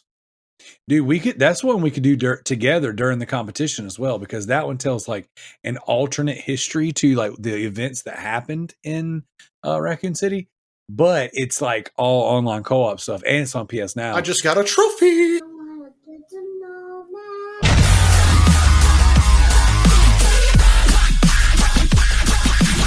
Yeah. As far as playing a game, being forced to play a game, I'm going to use this as a kind of like a Patreon kind of an angle, because we have the tier on our Patreon where you can pick any game you want, any host you want, and make them play it. And for the most part, our loving audience has used that as a way to troll me and make me play games that I absolutely can't stand. Alien Isolation, which I did not enjoy, and then Senran Kagura, which I didn't think I would enjoy because it's Japanese perviness, but it's actually a decent game. So I will give that one a nod, but because it was drowning in anime perviness, it's just not something I mean, it takes hits. It takes a hit just for that. You know what I'm saying? Like, and it's anime. So that's also, it takes a hit for being anime. Hey, I will say, hey, we're not starting this now. I will say, hey, anime's for pervs, bro. I will say that playing Mafia right now, even though forced is a strong word, it's awesome. It's awesome. Now, I guess that doesn't really count because I knew it was going to be good, but I don't think I knew it was going to be this good. Like, I am really, really, really, really, really digging this game. So, and our Mafia deep dive is going to be awesome because I can't wait to talk about it. I can't wait to finish. I mean, I don't want to finish the game because it's so good. I don't want it to be over. But in the same respect, I can't wait to finish it because then I get to do a whole podcast about it. So, anybody else? Anything else? Anything else you were forced to play, forced to finish that you weren't digging? Going once, going twice. I mean, I think when I finished Detroit Become Human after I like put it down for a while, like I really didn't like it at first, and then I fell in love with that game, Okay. and then it made me go play the rest of his games like immediately afterwards. There you go. There you go. I enjoyed it. I like that game a lot. All right, here we go, boys. This week's official topic. So, Twat. been a long time. So here's what we're going to do. We're going to go around the table and then you guys can just give your opinion on this particular Game of the Year awards. So we're going to kind of do a recap on the Game of the Year awards. We're going to do a small recap on what was announced, and then we're going to get into the Loot Bros official Game of the Year awards. So, Joe, you had mentioned that you thought this was a little bit lackluster. So I'm going to give you the floor first. Well, what did you think overall about the Game of the Year awards? I just feel like they need to start getting away from I feel like, okay, so I'll preface this first. Like, this was just E3. Like, in a nutshell. Like, this is everything E3 should have been. Like, these announcements should have been at E3. Have these. It's like they all got saved for now. It was kind of weird because I've never seen so many announcements in one show that were like this good, like this juicy. Like Jeff Keighley just has his like hand on the industry, and I can't effing stand this guy. Like I never could. I hated him when he was on everything on G4. I couldn't stand this dude. He's so smug. God, I can't stand Jeff Keighley. But that's beyond the point. I just thought like they did a very bad job of like focusing on the awards themselves and like giving the people the time to talk and just more on the awards themselves and the importance of the awards, not just world premiere. World premiere. It was like every 5 seconds there was one this year. I could agree with that. Even one of the people that came up and accepted an award is like, I have so many people to thank, but do I still have to keep it only 30 seconds? Yeah, when he said it was 30 seconds, I'm like, oof. Yeah. Oof. But I mean, I don't know. I agree because it is just as much of a marketing show as it is an award show. But I mean, let's be honest. We all know what we're here for. Right. Everybody's there for the new game reveals. Well, it's like this. The Game Awards is turned into like the Super Bowl. Like there are millions of people that just don't watch it for the football. They're just like, hey, we're gonna watch this for the commercials because they're entertaining. Yeah, you're right. I mean, that was me for years. And then the NFL got all woke, so I quit watching even their commercials. So, what about you, Zach? What do you think about the Game Awards? So I hate to say it, but I felt like the pre-show was better than the actual show itself. Dang. I felt there was a lot of repeat world premieres, as they would say. It was just new trailers for the games or stuff like that. There wasn't really anything like super duper like, hey, I didn't know this was coming out, or hey, I didn't know this was coming out. And then some of the world premieres were like 15 seconds, and I'm just like, this isn't a gaming trailer. What are you doing? You're like, oh, we're gonna tell you it's coming, but it's like when they showed the Metroid 4 logo or the Push Prime 4 logo. Or Wonder Woman. Wonder Woman was literally just her. It was literally just the sun patting down on her for 30 seconds. That is true, but as someone who I really feel like I've got my ear to the ground with DC stuff, I had no idea that was coming. That's good though. Yeah, that for me. That was one of the coolest announcements of the night because I had no clue that was the thing. So it looks. I think it's gonna be good. I do. Yeah. Well, the thing I keep hearing about now after that is that the team that made the Shadow Mordor games, they're going to be doing this, and it's very possible they're going to be using the Nemesis system in it. Okay, that'll be interesting. Yeah, it would. I don't know how you do that with Wonder Woman, but that's for them to figure out. Probably they're probably going to use like some of her underlings from Themyscira. That'd be dope. So, you got any more opinions on it before I give mine? I mean, Resident Evil got robbed. Yeah, Resident Evil. I was surprised Resident Evil didn't hardly win anything. I was like, I've heard so many good things. I've watched quite a bit of like gameplay and cutscenes on Twitch, and I'm just like I want to play this game. That's what made me want to play all the games through. And I was just like, I feel like this game got robbed of a lot of things. As the guy probably championing the Resident Evil throughout the Game Awards the hardest, I saw that coming a mile away. And I mean, I wasn't mad at it. It's Resident Evil 8 is really, really good. And that was my pick, I really wanted that to win. And I thought that this would be the best year for it to have a chance to win. Just because like the competition wasn't, Resident Evil wasn't going up against The Last of Us or Ghost of Tsushima or even Halo Infinite. You know what I'm saying? That came out the day before, technically. So I really thought it had a good chance. In the past when like Resident Evil 2 remake and stuff like that came out, it was going up against like, much, much stiffer competition. And then it's also had remake attached to it. So this was the best chance we've had since Resident Evil 4 to get a Resident Evil Game of the Year. And I don't even know if there was an award show kind of thing going on back in 2004, 2005. So this was its chance, and it didn't, some Resident Evil stuff happened. So, but for me, I thoroughly enjoyed it. Now, I didn't like some of the social political stuff they were trying to shove in there. They opened the thing up with some, and it's like every quarter, it's like every segment they had to throw something in there, and it was just like, I don't know. I was getting a little frustrated because it was so on the nose. Yeah, no, and especially with the the Activision stuff going on, like I mean, like when they gave a hotline number for you to call if someone's bullying you in the comments, I was just like, come on, dude. I mean, that to me, that was like, it started me off with my eyes rolling. I'm like, come on, dude. Let's talk about games. I mean, but whatever, it was, that kind of is what it is. The pre-show I thought was good. I thought it was cool. They had a lot of announcements and stuff in the pre-show. Yep. And then I thought as far as like Game of the Year winners, the stuff that was relevant, I thought took some good stuff. So I'm just going to kind of briefly kind of run through some of that stuff. I thought that the Player's Choice winner was hilarious. They picked Halo Infinite, and it hadn't even been out 24 hours. I was like, hey, Halo already won our award this year. Thank you, Lord. I was like, Halo Infinite has been out like 24 hours, and it's like got the Player Choice Award. I mean, like whatever. But I mean, I know the multiplayer was out, and people had already been playing. So, right. I think it's good. So, I don't have any real issue with that one. I think that I'm going to scroll through content. Excuse me, what is it? Indie game of the debut or whatever. Kenya.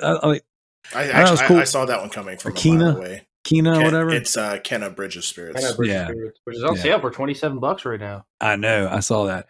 So I thought that was cool. That but again, I saw it coming. I'm glad it got some shine because that seems to be a pretty popular game amongst our community. People are really digging it. It Takes Two got Best Family Game and Game of the Year. I thought that was dope. The fact that Returnal, best multiplayer game too. That's right. It got Best Family Game, Best Multiplayer. It did, and Game of the Year. Yeah, it was. I don't agree with all of it, but okay. Well, again, that's one of those that I think you need to play it. And I'm not saying you, the general you. That's one of those that if you didn't play that game, I could see not understanding. But since I do have some experience with it, I'm like, okay, I can totally see that. I thought that Returnal getting Best Action Game was pretty wild. I just knew that Deathloop, or even Ratchet was going to take that.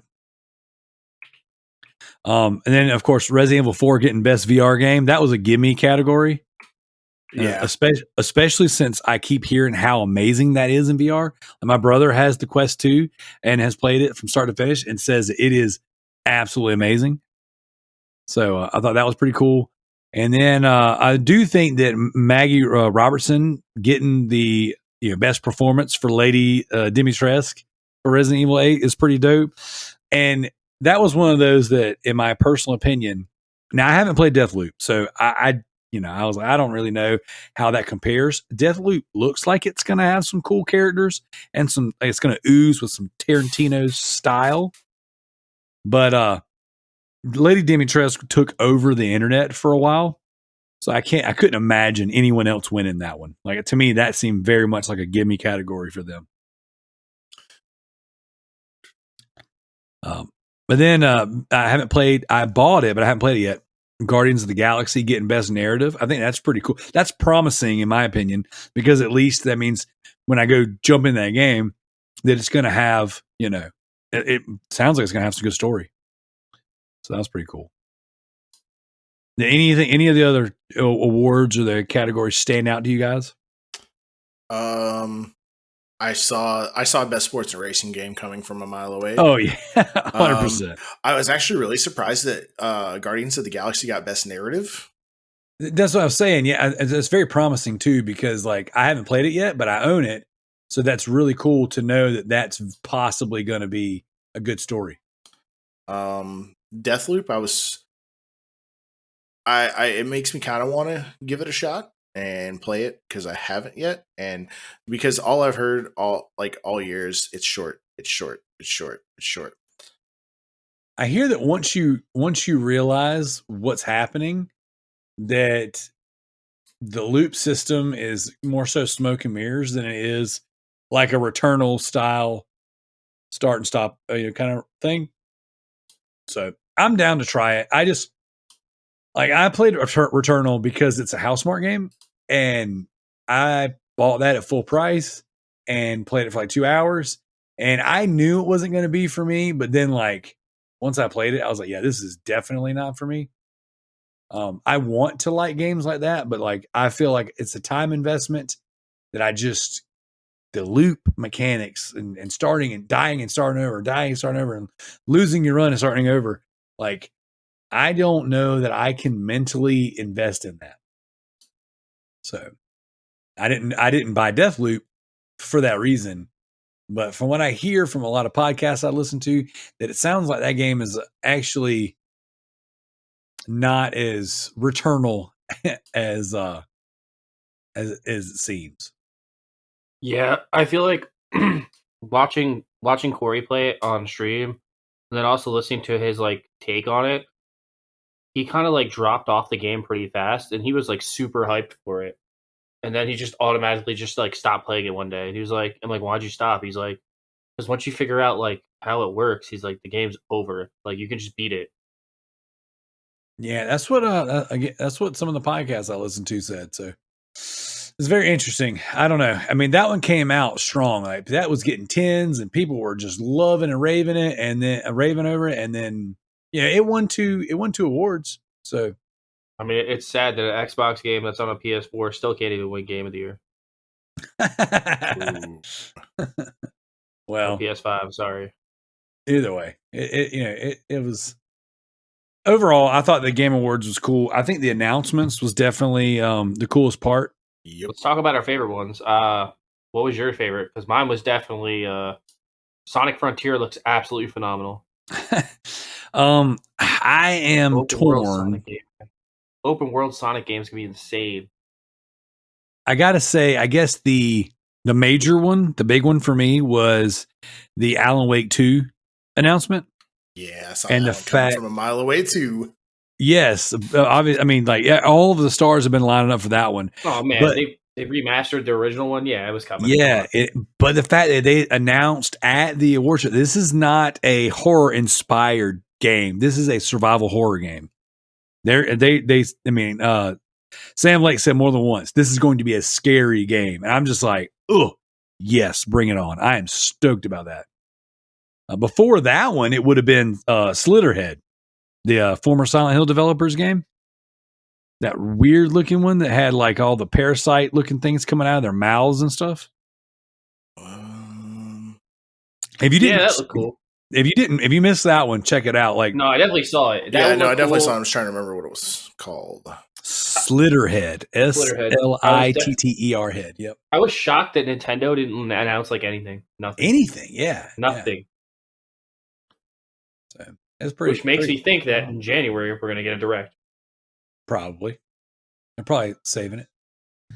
My watch just told me to go to sleep. And good night. You Your old watch bitch. just shut up. Your watch just said, "You old. Go to bed." Shut your mouth. Yeah, my wife and I have been trying to do this whole health and fitness thing, and we set like real bedtimes and reminders on our watches, and we're Wow, that's lame. competing. We're competing to see who can close their rings every day. Now I know you're gay. I wear baby blue track pants.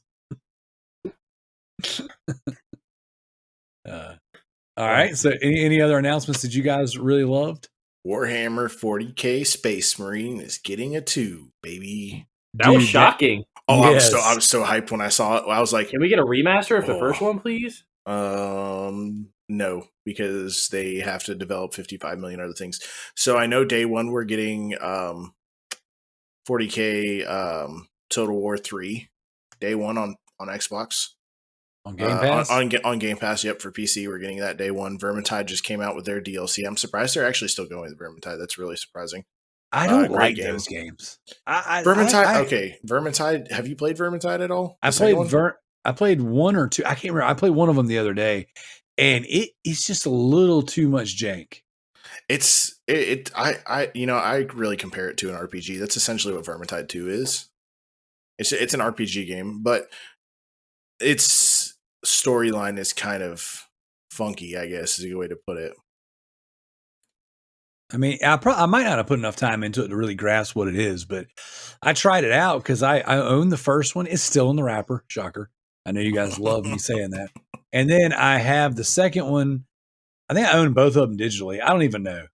Maybe one of them's on PS Now. That might be where I tried it. Vermintide 2 is on PS Now, I believe. Okay, so there, I got it there. And then, of course, one or two of them's on Game Pass as well. So it's not that I don't have access to it. I just always put it off. And I've been really trying to just play new games, like just try new things out. And man, like I didn't get into that one. It just was a little, I don't know if it was just the controls weren't, I just wasn't feeling it. Maybe I need to try it again some other day, but I wasn't feeling that one. Quantic Dream, Star Wars Eclipse. Yeah, dude, that's gonna be wild. That one looks good. That'll be a Star Wars game I can get into because it'll be a narrative Quantic Dream game. And I freaking love Quantic Dream. So that one looks good, but the biggest announcement they made that I got super super duper excited for is we're getting a Halo live action television series on Paramount Plus. We knew that was coming. We just didn't know when. Yeah, but I'm really excited that they're actually going to do follow Master Chief storyline because Nightfall. Don't get me wrong, Nightfall was okay, but it was Spartan Lock. It was short. Yep. And that was kind of disappointing. And then Forward Unto Dawn was probably the best one they did because it explained Commander Lasky's story, which I got super duper excited for. But to actually follow the Chief storyline and actually get more than just a couple of grunts in a scene is going to be fantastic. Now, did you watch the little compilation of shorts they did with the different animation styles? It's called Halo Legends or something like that. I own it on Blu-ray. Same. That's pretty good. That's pretty good. I think my favorite announcement besides Sonic was definitely Texas Chainsaw Massacre. That was interesting. Interesting, yeah. Because I'm like, it's made from the same people that made Friday the 13th. Yep. Hopefully, they don't lose the license to this one. That's what I was thinking. I was like, they made a damn good game of Friday the 13th, and unfortunately, they couldn't finish their vision. But I'm hoping that Texas Chainsaw they have the tools, they have the track record now, and all they have to do is put it all together. And now they have next gen technology. I think it's gonna be a freaking amazing game. I'm so stoked for it. Have you played The Predator yet? Yeah, I own it. Yeah, that one's good. So years ago on the show, me and Josh, we're talking about playing that game. He was like, "Dude, I'll play with you. Let's go get it." I went and bought the game. He freaking chickens out, and then not only does he not buy it, but then never even fesses up to the fact that he didn't do it. I still have that game in the wrapper. Never tried it. Now that one hurt me. They also announced what was it? They showed a really awesome trailer for Forspoken. Yeah. That the first trailer release date. The first trailer for that one was like rubbed me the wrong way because it's got all that angsty teen drama, and I didn't like her writing, and I was like, ugh, this is probably gonna be Dude, bad. this could be game of the year next year, if not for Elden Ring. Elden. Oh man, that's gonna be. Man, just thinking game of the year participants next year. So Halo is definitely going on the list. Elden Ring is gonna go on the list. I think Forspoken will be there. Forspoken will be on the list. Tiny Tina might get up there. Yeah, that one actually looked interesting.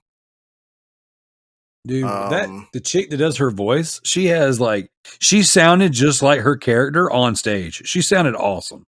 Well, I mean, that's her real voice. But like normally, like a lot of voice actors change their voices. I know where you're going. Yeah, with that. No, I know where you're going with too. But like she modulates her voice for a lot of characters, but it's pretty much her voice for most characters she plays. She nailed it. It was awesome. And then of course Will Arnett was awesome too. I mean, he's Will Arnett, man. He's Batman. Yeah. I just thought overall, like the announcement stole the show, just kind of like last year. Yeah, I mean that's what I'm there for. I mean, yeah, sure, the game of the year stuff is cool, but like my guy never wins. You know what I'm saying? My team never wins. So Rumbleverse looked cool too. That battle royale wrestling game. That did look cool. We got some really cool free to play battle royale. I can't talk. Free to play games coming. We got Metaverses coming. The DC one that's got all the Warner properties and all that stuff on there. That's gonna be dope. And then Rumbleverse looked really cool. Tunic looks cool, and that's only going to Xbox, which made me sad. You're welcome. The Expanse is going to be the first brand new Telltale Games game. Yes, that looked awesome. Since they relaunched.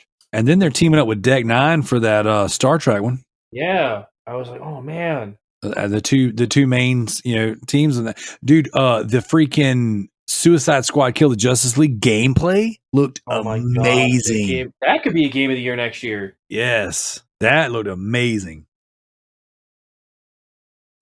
And then the dude from Trivium announcing that friggin' metal, like Doom style game, Metal Hellsinger. Metal Hellsinger, yeah. That was friggin' awesome.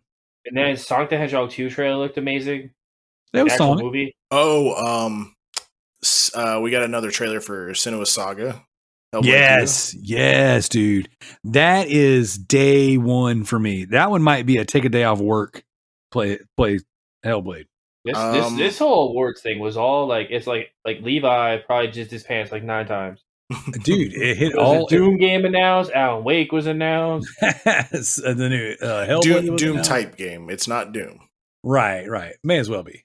I mean, that's fair, but it actually has a better soundtrack than Doom. I mean, I don't know, dude. I like Mick Gordon's work. Rip and Tear is friggin' awesome. Yeah, but you're bringing in some of the hottest like metal. They're bringing all metal vocalists and guitar players. Yeah, guitar players. Oh my gosh, I was like, who's announcing this? Oh, yeah. I love the fact that he was like, I'm the guitar player for Trivium, and I'm a streamer. And then they announced PUBG's going completely free to play. I don't want to. PUBG is garbage, anyways. They just keep releasing content and never fix the bugs that are in their current. And then they're like, "Oh, look, the DLC's finally coming to Cuphead." Yeah. Oh yeah, I was like, huh? I was like, June. It's been 4 years? Question mark. 4 years later. They could have just gave us a new game. If they would have announced, like, I would have like creamed my pants. If they would have been like, "Oh, and Shovel Knight 2's coming." Just watch Shovel Knight 2. There you go. So overall, the announcements were great, but that's not why we're here. All right. We did a little recap. We talked about everything for everybody, but the real reason we're here is to give you the Loot Bros Game of the Year awards. So now we only put one category out there for the community to vote on. The rest of them are an amalgamation of serious Game Awards and Loot Bros Game Awards. So what we're going to do is we're going to each category and then one host at a time, name your game. So the first category is going to be the best / favorite game we played this year that was not a 2021 game. Now, everyone in this podcast tonight has played games, various games from out previous years, all that good stuff. So starting with you, Zach, what is the best game you played this year or your favorite game you played this year that wasn't released this year? So I got back into like racing games, and I've always hated playing one controller. So as soon as I picked up a steering wheel, I was like, we're gonna play some racing games. So I'd have to say my favorite one for this year that did not release this year was Need for Speed Heat. There you go. It was good, very good. That's a good. That's good. It's crazy you say that. My son came upstairs this morning, and he was like, "Dad, can I download Need for Speed Payback?" He's like, "I want to play a racing game." That's what eventually led us to playing Regfest. So I was like, you know what, son? I've been waiting on this day. I've been waiting for you to want to play a racing game so we can play racing games together. So this is we're getting ready to embark on a whole new way of life. So Need for Speed Heat's coming. We're definitely gonna be playing that soon. It's so good. I have yet to play Forza. I wanted all the hype to die down. Yeah. I was like, all right, yeah, I can play it. Everyone's like, it's way more fun with friends. It's boring if you play by yourself. But I was like, yeah, sometimes it's just nice to get home. You don't have to waste actual gas and just go for a drive. There you go. There you go. Every now and again, I'll get in on a Saints Row and something and just go drive in there. Yep. Listen to good tunes. What about you, Joe? What is your favorite or the best game you played this year that wasn't released in 2021? I think for me, it's finally playing through all of Fire Emblem Three Houses. Okay. I just really enjoyed it. I'm a huge Fire Emblem fan, and I kind of just let it sit there for a year and was like, I love this game, but I don't want to finish it. And then I went back and beat the second half of the second and third act of the game. And I was like, man, this game is so good, and I'm so glad I played it. Heck yeah. So for me, if I had to say there was a general theme of like my gaming this year, it was playing sleepers that like I just put off. And so for me, I would say my favorite game, my favorite experience that I played that didn't come out this year was Max Payne 3. I put that in beginning of the year as part of the backlog beatdown, Call Your Shot. And I had my speaker set up down in my basement. It was chilly down there. I mean, this is like early beginning of the year stuff. And it was just awesome. I got myself a blanket, sat in my recliner, and I just freaking played. And that game just hit. It hit like at just a time that I needed it. And I love Max Payne. And I've played some on the 360 before. I've obviously beat the first two games multiple times. But like, there's something about Max Payne and just the delivery of dialogue and then the slow motion bullet time shooting that just that's a Darrell kind of game. And Max Payne 3 was the best experience I played this year that didn't come out this year.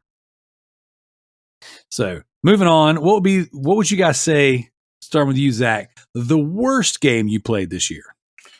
Worst game I played this year. See, this one was hard for me because I didn't really play a lot of terrible games. But if I had to say, yeah, I really didn't play a lot of terrible games. Outriders was the only one that I said, I tried playing recently that I just didn't like. I popped it in, played about 30, 45 minutes of it, and I was just like, I just don't like this. The storyline feels real sluggish. Gameplay is not really for me. So worst game I played this year is Outriders. So that's okay. A good thing. There you go. That's good. If your list is so well respected and taken care of that you don't have a hard time picking the bad ones. So to be fair, originally I was planning on having Tricky on the show with us, and he and I were going to go toe to toe on what was the worst game we played because we both played some trash. What about you, Joe? Oh, 13, hands down. That 13 remaster, that game is the biggest piece of shit I've ever played in my life. It crashed like 9 times on me in one level. I still can't even beat it, and I want to play it. Like, it's a fun game. It's just so fucking broken. Like, I don't understand how you can release a game that's this fucking broken. And I wonder if I like try to like take out my PS4 and play it on there, it might run better. Because if it's on like inferior hardware, it might actually work. But on the PS5, like, I don't know if this thing's like overpowering this game and like crippling it, or if it's just that shitty. And from what I've read online, I think it's just that shitty. So it's definitely the 13 remaster. So my son and I tried to play through Dead Nation together to kind of work our way up to beating the game on the harder difficulties because I love Dead Nation. and it is almost. I mean, it's not unplayable on PS5, but like it crashes a lot when you're bouncing in and out of menus on PS5. Like it warns you when you load the game up. Like this game has optimized or has issues on PS5, so it will play, but it's not going to play its best. So that's one that I got to do on PS4 and not PS5. So they do exist. That SSD and the way it loads data is sometimes faster than games are optimized. So for me, it was tough. I had to choose between spam that really, really sucked, and I had to choose between some really just awful games that I got stuck playing. So I wanted to put Travis Strikes Back on there because I love Suda games and I can't stand this game. I played it for hours and I was like, I don't like the top down sections. I don't like some of the gameplay mechanics. Like I wanted to hack and slash and enjoy a wild zany story. That is not what you get with Travis Strikes Back. So I wasn't feeling that one. The other game that was really torn on, it was the Fist of the North Star game that's made by the Yakuza devs. I love that game. Oh, dude, I put like 12 or 13 hours in that game when I had COVID. And after the first 2 hours, you've done everything. Like you got 40 hours worth of grind for the same gameplay mechanics that you experienced in the first 2 hours. I agree, but that's like all their games. That's Koei Tecmo in a nutshell. I can't play like that, man. Like I couldn't do it. It was too much. I could do like crappy broken spam games before I can do 14 hours of that. Like it wasn't for me. But even those games were not as bad as Metronomicon Slay the Dance Floor. This you game, mean the game that screwed us out of the trophy war? The game that caused us the trophy war. Kalai and Jim got me so hard with this game. Just let that sink in, Zach. Our own teammate sabotaged us for the trophy war. Doesn't make even sense. Got us. Like you could have made Tricky play Division for like 10 hours, dude. That's fact. Yeah. We were winning. I was way ahead on platinums. I was playing through a game that I didn't love called Hue, but I was like, I think I'm 80% done with the trophy list. Like we were doing really good. We were making points. And then, Kalai and Jim, they did the nice thing and pledged to my stream, but then they chose the worst games. So they took our team, they bent us over, and they got us. And that was it. That's all it took because Tricky was able to get back on top. And I had already been, Tricky had already pledged on me. So they gave me 6 hours of really, really trash games.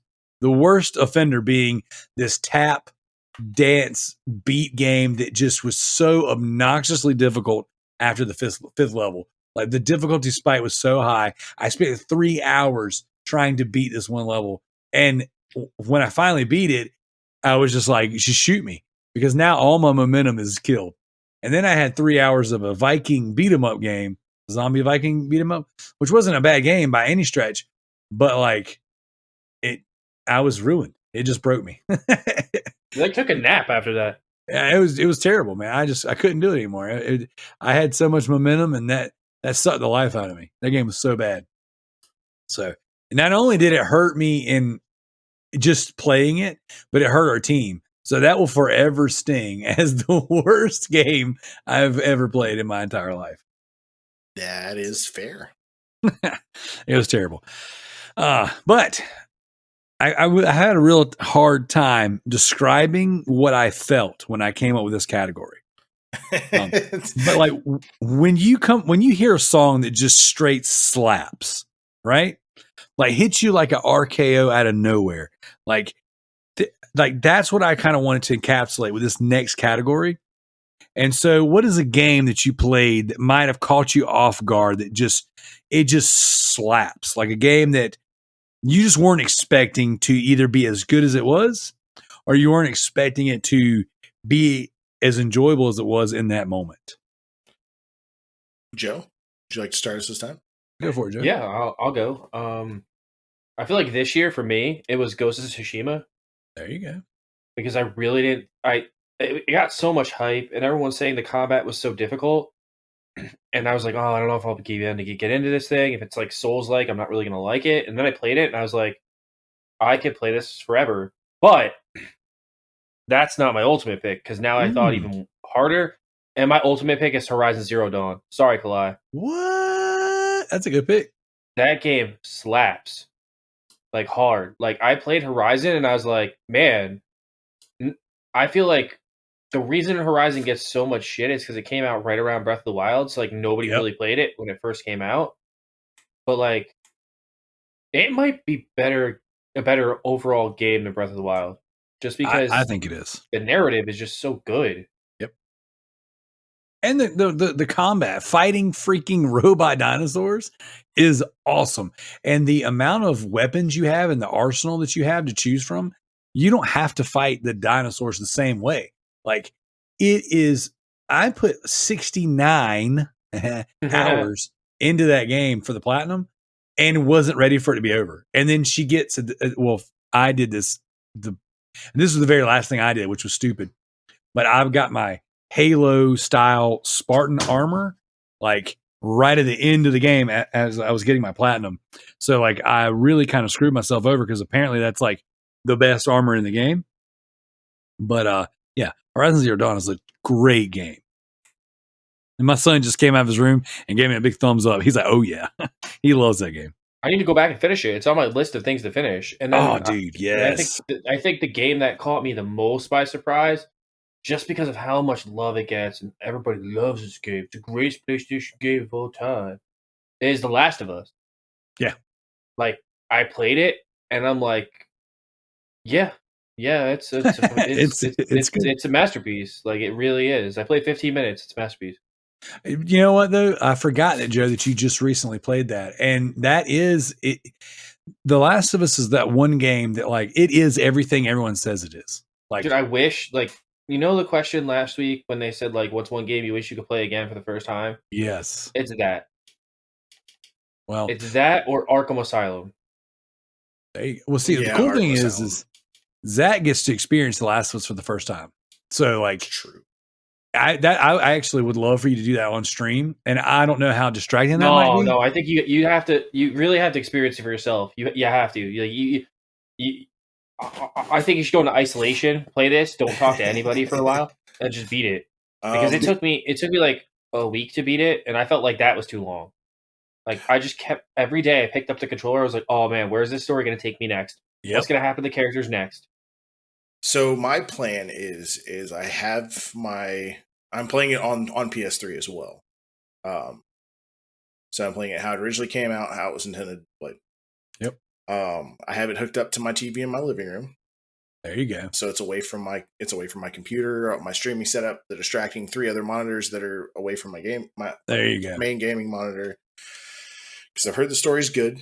When I had a PS4, I did try. Let me rephrase. I didn't try. I started playing the remastered. I played roughly 30 minutes of it, and you saw that opening scene. And I wanted to play more, but then I just never got back to it. I got deep into something else I don't remember. But yeah. So I'm kind of definitely excited for it for sure. That's awesome. Yeah. So the reason why I said I kind of wanted you to do it on stream is just because selfishly I wanted to I want to see how you're digging it. But I agree. That's definitely the best way to do it. Put it in the living room, enjoy the story, go all in. Like that is when I play that game, I didn't play that game when it first came out, right? It got all the hype, and it was one of those games that like almost kind of like frustrated me. The hype was so high for that game, and I don't remember what I was playing at the time, but Tanner, R.I.P. He was like, "Dude, you got to play this game," and he brought me a copy of it. And I was like, "Okay, cool." I played it, and I was like, "Dude, this is amazing." So then I went out and after borrowing it, I went and bought the game. I was like, "Man, I should have never waited." So it's a dope one. So for me, I guess the one that just slapped, and I played so many of these games this year, but a game that I was not expecting to be as good as it is, Bioshock Infinite. Like, I have been talking about that show the past few weeks on because it's fresh. It's one of the most recent ones. But like, I had that game set aside to play for the trophy war, and was Bioshock Infinite even on the list? Was that on our list, Joe? Yeah, all three of the Bioshocks were on there. Yeah, they were all on there. Okay, so I had that game set aside to play, and that's one of those games. I have the game in the wrapper. Everyone's favorite thing to hear from PS3. Like, I got that game when it came out, the year it came out, 2012, and never played it. I love make the like a first one. bookshelf with all your rap games in like one section. That's not a bad idea. But I graded. Dude, yeah. Yeah, I'm not even kidding you. Some games that have gotten graded, or they just sell for ridiculous amounts of money. You're just like, I know where I can find that sealed again. Go on eBay, buy it for $20. There you go. So, but dude, I've been sitting on that one for a long time, and I'm loving it. Like, I'm loving it, and I am at the end of the last level, and I'm just waiting for the right time to actually execute the finish for our trophy competition that we're in right now. So the game, I wasn't expecting it. I wanted to play it. I knew it was going to be good. I just didn't expect it to be as good as it is right now. And this was tough because Max Payne 3 hit me that way earlier this year. And ultimately, because I finished that game, that's why it is the best experience I've had this year. But dude, freaking Bioshock is dope. It is so good. This next category we put on here, again, I expected Tricky to be here. I don't know that this applies to Zach, maybe not even you, Joe, but we threw this one in there for all the trophy hunters. Spam of the year. What would be the cheapest, easiest, nastiest game that you've played this year that was really, really good? Trophy. Wow. Anything? Do you guys have anything that would apply as a easy platinum, easy 100%? Yeah. Among Us actually has achievements if you play it on Xbox Game Pass. There you go. High quality spam. Oh yeah. Really that easy? Yeah. Oh yeah. Oh, 110%. Okay. I like it. Joe, do you have anything that would qualify as spam or just easy? Oh yeah, definitely. Whatever the hell that bowling game is. Bowling Ball Volume 1 or whatever the hell it is. Or No, those games are so bad. the Jesus Loves Me collection. Yeah, I play a lot of those breakthrough games. Jesus. Those games are insanely dumb and they're insanely easy. They are most definitely.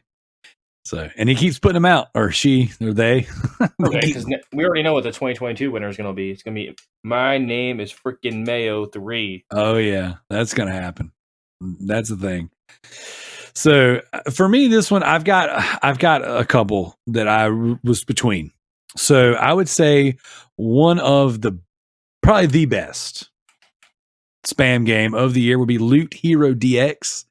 My son played this during the Trophy War. I think I played the European version. It is a little side scroller. You're a little knight, and you literally just hold one direction on the control, and he slams and just destroys everything. And then you obviously get to a point where your enemies are so powerful, and you have to level up. You level up, you upgrade your gear, and you just hold one direction, and you get to a point where you level up and you get so fast that the levels are over in seconds, but you're just smashing these giant spears or chainsaw drills through people. And it is like ridiculous how fun and stimulating this game is. It's dumb fun.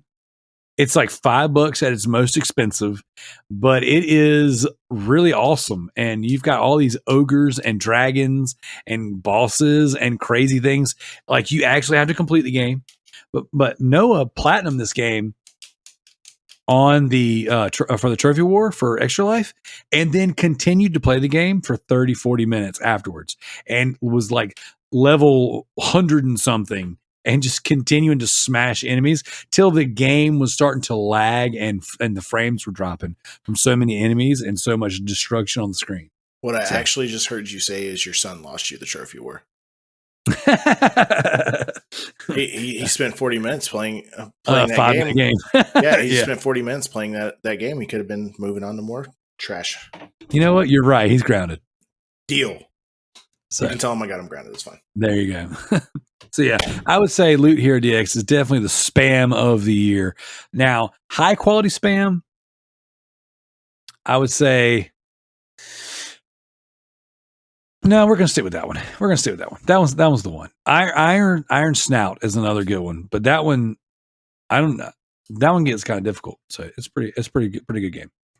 So, all right, and now we are on to everyone's most anticipated category from the Loot Bros. We've given you spam, we've given you previous games, we've given you worst games, but now the most important category we'll discuss here tonight is what was the best game released in 2021 with a 9-foot tall, big titty vampire Dommy Mommy. Oh dear. I wonder who won that. Zach, I'll let you go first. And you know what? We skipped my game that slapped out of nowhere. I forgot about that since we let Joe go first. Oh snap! Well, let's back it up then. Go. What's your slapper?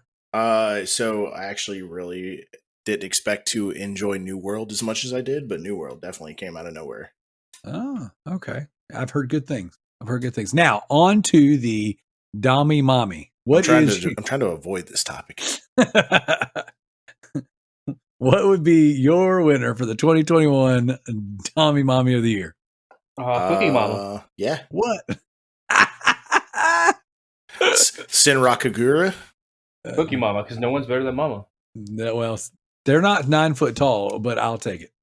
Genshin Impact, because who knows? Maybe there's a spell that makes them 9 foot tall, and half of them look like anime vampires, anyways. Oh, okay. Getting creative over here. So. I'm going to go with Resident Evil 8. I know you're all surprised, but Lemmy Dimitrescu was a pretty fantastic villain. It was a very, very enjoyable game, and she deserved it. And I think that her voice actress getting that was good for her. Very, very similar to the chick that played Senua, who got the best performance for Senua's Sacrifice. I don't know if you guys know the story, but like she's like the video editor or she's like one of the staff members and she just filled in for like the mocap and was so freaking excellent that they were like, you know what, you just need to do this role. And then she put out what I think is one of the best games that have come out this past generation, or being that character or whatever for Senua. And now she's in Senua Saga. So she was amazing. But that's how this chick is for Resident Evil. Kind of out of the blue. We didn't have no Laura Bailey or anything like that. So it's pretty nice. So, all right. Our personal game of the year. All right. This is kind of getting down to the wire here. What would be the best game, your favorite game, 2021 game? What you got there, Zach? Hey, I bet you saw this coming. I have no idea. Halo Infinite. Oh my god. I can't explain to you like how I actually was every time that I had a cutscene, there wasn't a single cutscene that I watched that I did not get goosebumps. That's awesome. And it's because I like, it might be different for some other people, but if you're a person that has played every game, you have followed the storyline, then this game really hits home. And there's a lot of Easter eggs in the open world map. People have already found there was an homage to the original Xbox. If you go up in a certain cave, you can see like there's an actual original Xbox sitting on a UNSC crate. That's with dope. with a TV next to it and a controller sitting there. Grunt's worshiping a sandwich, which is actually from a small dialogue piece that they've done in game before. It's just phenomenal. It's a phenomenal game. But if I had to actually be honest, and we had to pick a game that came out not a day before the Game Awards, see that one would be a little bit harder. I played No, quite it a doesn't. few. It don't have to be. This is your personal game of the year. So Okay, whatever. well, yeah, Halo Infinite. Because if we weren't doing this trophy competition, then that game would be 100% by the end of the week. There you go. That's dope. That's dope. I'm digging it so far, and the grunt dialogue is hilarious. Oh, Like- there's some even better ones, and I really like that you can turn subtitles on now too. So when they speak, like Yep. even if it's far away and you can hear it just barely, that you can actually see what they're saying. Some of it's just funny. Yeah, yeah. I'm sitting there like they're talking junk, and I'm talking junk back, and I'm like, oh, they can't actually understand me. I'm sitting here talking to a computer. There's one of them threw a grenade, and he was like, "Licky my sticky." I was like, "Oh my gosh, that is freaking amazing." This other one was like, "I don't want to die. Does it hurt?" It's like, oh my gosh. So whoever wrote the dialogue was having a blast for those grunts. So, all right, Joe, 2021 Game of the Year. Oh, it's the Dami Mommy special. I think Resident Evil 8 was the best game I played on PS4, and playing it on PS5 was even better. Heck yeah, dude. Heck yeah. Like, I it second was that. That's such my a game of the year. phenomenal game. Yep. Totally my game of the year. I had such a blast. It was such a wonderful, wonderful marriage of like horror and action, and in just like typical Resident Evil fashion, the more you beat, the more you played, the more OP you got. And you know, your first time through is kind of tough, man. It's got some horror stuff. You're scrounging up ammo. You're like, oh man, I don't really know where everything's at. And by your 7th playthrough, like for me, my 7th time through, I'm just like freaking killing everything. I've unlocked everything. It was such a blast. Like it was so good, and it was so refreshing to have a good Resident Evil game. I mean, not that I get bad ones often, but you know, I enjoyed playing this one more than I enjoyed playing 7. Although I love 7, this was just fun. Like I got to a point where putting this game in and playing was just like, it was a blast. So I thoroughly enjoyed it.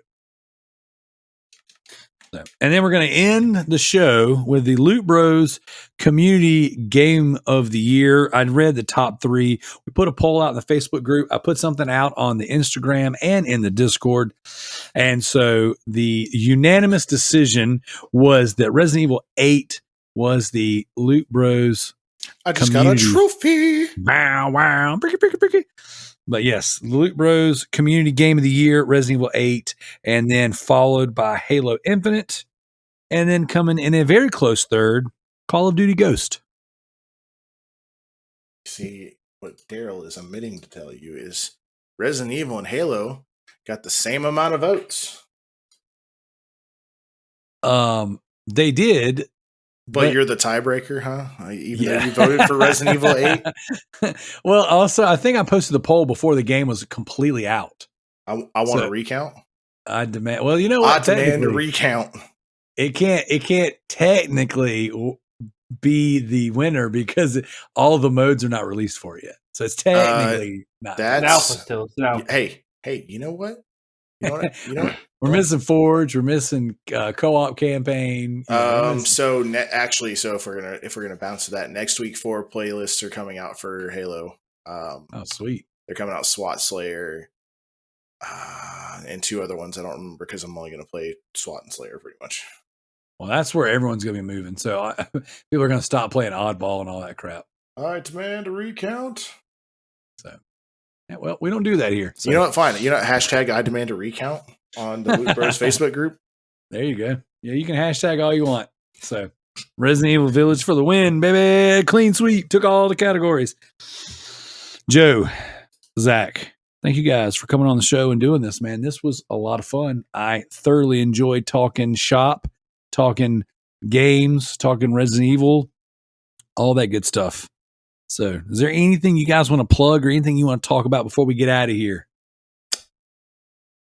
Yeah, if you guys don't already, go ahead and go follow me on Twitch, The Bearded Nerd. I know Darrell already plugged it once, but I stream every Wednesday and Saturday night. I skipped tonight because I'm here, but I stream every Wednesday and Saturday night at 9 p.m. Central Standard Time. So if you have the time, I'd love to have you guys in chat and enjoying gaming and hanging out. Heck yeah, dude. Heck yeah. What you got going on, Joe? Not much, man. You can catch me over at Twitch at Mr. TMNT84, and that's on Twitch as well. That's also me on Twitter and on PlayStation, so it's pretty easy. Now, have you been streaming lately? I haven't been. I mean, you and I wanted to start up definitely talking about doing Red Dead next year. Yep. And trying to figure out how we can figure out. I'm actually going to sit down and try to figure out like chapters in that so we can break them down into like monthly chunks. So when we do these episodes for Patreon, like we're stopping at certain places so we can have our talks about those sections of the game. The Red Dead Diaries. Oh, love it. Love that name. Oh, great name. I do what I can. Well, Darrell, you better finish Red Dead before Gotham Knights comes out. That's all I have to say. Yeah. Yeah. They have a release date for that yet? I believe so. I think they gave a release date recently, actually. You guys keep talking. I'm looking it up real quick. Yeah. Well, I am Residentdarrell on Twitch, and I've been trying to stream at least once a week. We've been kind of marathoning the Five Nights at Freddy's games with the kiddos. We're not doing them in any particular order. Basically, I sit down with my kids and I go, which one do you want to do? And then we figure it out. And then we get on the stream and we have a challenge. And the challenge is this, is that if you get jump scared, you have to announce to the stream that you are a scared little weenie. And oh my gosh, we were playing the other night and my youngest, he was playing and the tension was building up and the jump scare was getting ready to happen. And he takes his headset off. He goes, I'm a scared little wiener. So it was freaking hilarious. And then every time the tension builds so that he doesn't get scared, he takes his headset off and just yells that he's a scared wiener. And it's a lot of fun. So that's not the only thing I'll be doing on Twitch, but right now, that is what I'm doing with the kids, and we're having a blast. So I'm trying to make sure I keep them included, and we're having fun. And so we're going to go through the FNAF games. My daughter and I went through the Evil Within, a little first-person horror walking simulator. We did an entire playthrough, including Platinum, with that one. We had a good time. And so, yeah, we try to keep it to the scary games. That doesn't mean that's all we're ever going to do. But that just seems to be what we're into. So, and as long as my kids want to play scary stuff, I'm not gonna say no. What kind of dad would I be if I said no scary stuff? If you guys want to do scary stuff, and I know your kids love the VR, the PSVR, I think it's like $4. It's called Affected the Manor. Huh. It's just a walkthrough story horror that has a lot of jump scares. You have to like go through doors and stuff like that. But that one's a really good time. It's fun to just watch people walk through it. I've had like all of my friends try it. It'll probably take you 20, 30 minutes to walk all the way through it, depending if you just keep going, or it'll take probably about an hour if they stop and take the headset off like 5-minute times. So yeah, we always need reasons to put the old PSVR to use. Another one too, it actually has a purpose. I don't know, have you ever played Rush of Blood? I own it, and you'll never guess. It's still in the wrapper. Oh, you should definitely. We got that actually free on PlayStation Plus like 2 years ago. So if you didn't download it, then that's another good PSVR one. It's you essentially sit on a roller coaster, and then both your move controllers are guns, and you shoot different things throughout the level. So it's kind of like I think what's it? The House of Living Dead. Yep.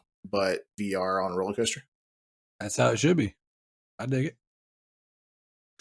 Yeah, I got several PSVR horror games, and I've got The Impatient. I got a bunch of stuff, but I get super VR sick, so I don't do too much VR. A lot of times I do, like, I'll watch the kids on the screen while they play the VR, but I can't do too much of it. 15 minutes in there, I'm wrecked. So, yeah. You guys got anything else you want to share before we get out of here? Other than thank you for having me on, and I hope I get to come back soon. Thank everyone for listening, and yeah, Darrell, I'm gonna let you lead us out on that. Heck yeah. Thank you guys for joining me. I appreciate it. Joe, I'm glad you got to make it, dude. This was one I definitely want to have you on for. So yeah, thank you guys. We are out of here. We will see you. We got some special stuff again. I want to kind of end it with this special stuff planned for the end of the year. We've got a special guest coming on and talk about the comic book company he just started and the voice acting in the games he's played in. We've got a very special guest coming in to kind of talk games to end the year. And then we are going to be finalizing the next year's Backlog Beatdown 3.0. And so we'll obviously, the first podcast of the new year, be breaking into that. So we got a lot of cool stuff planned. So thanks everyone for listening, and we're out of here. Check you later, guys.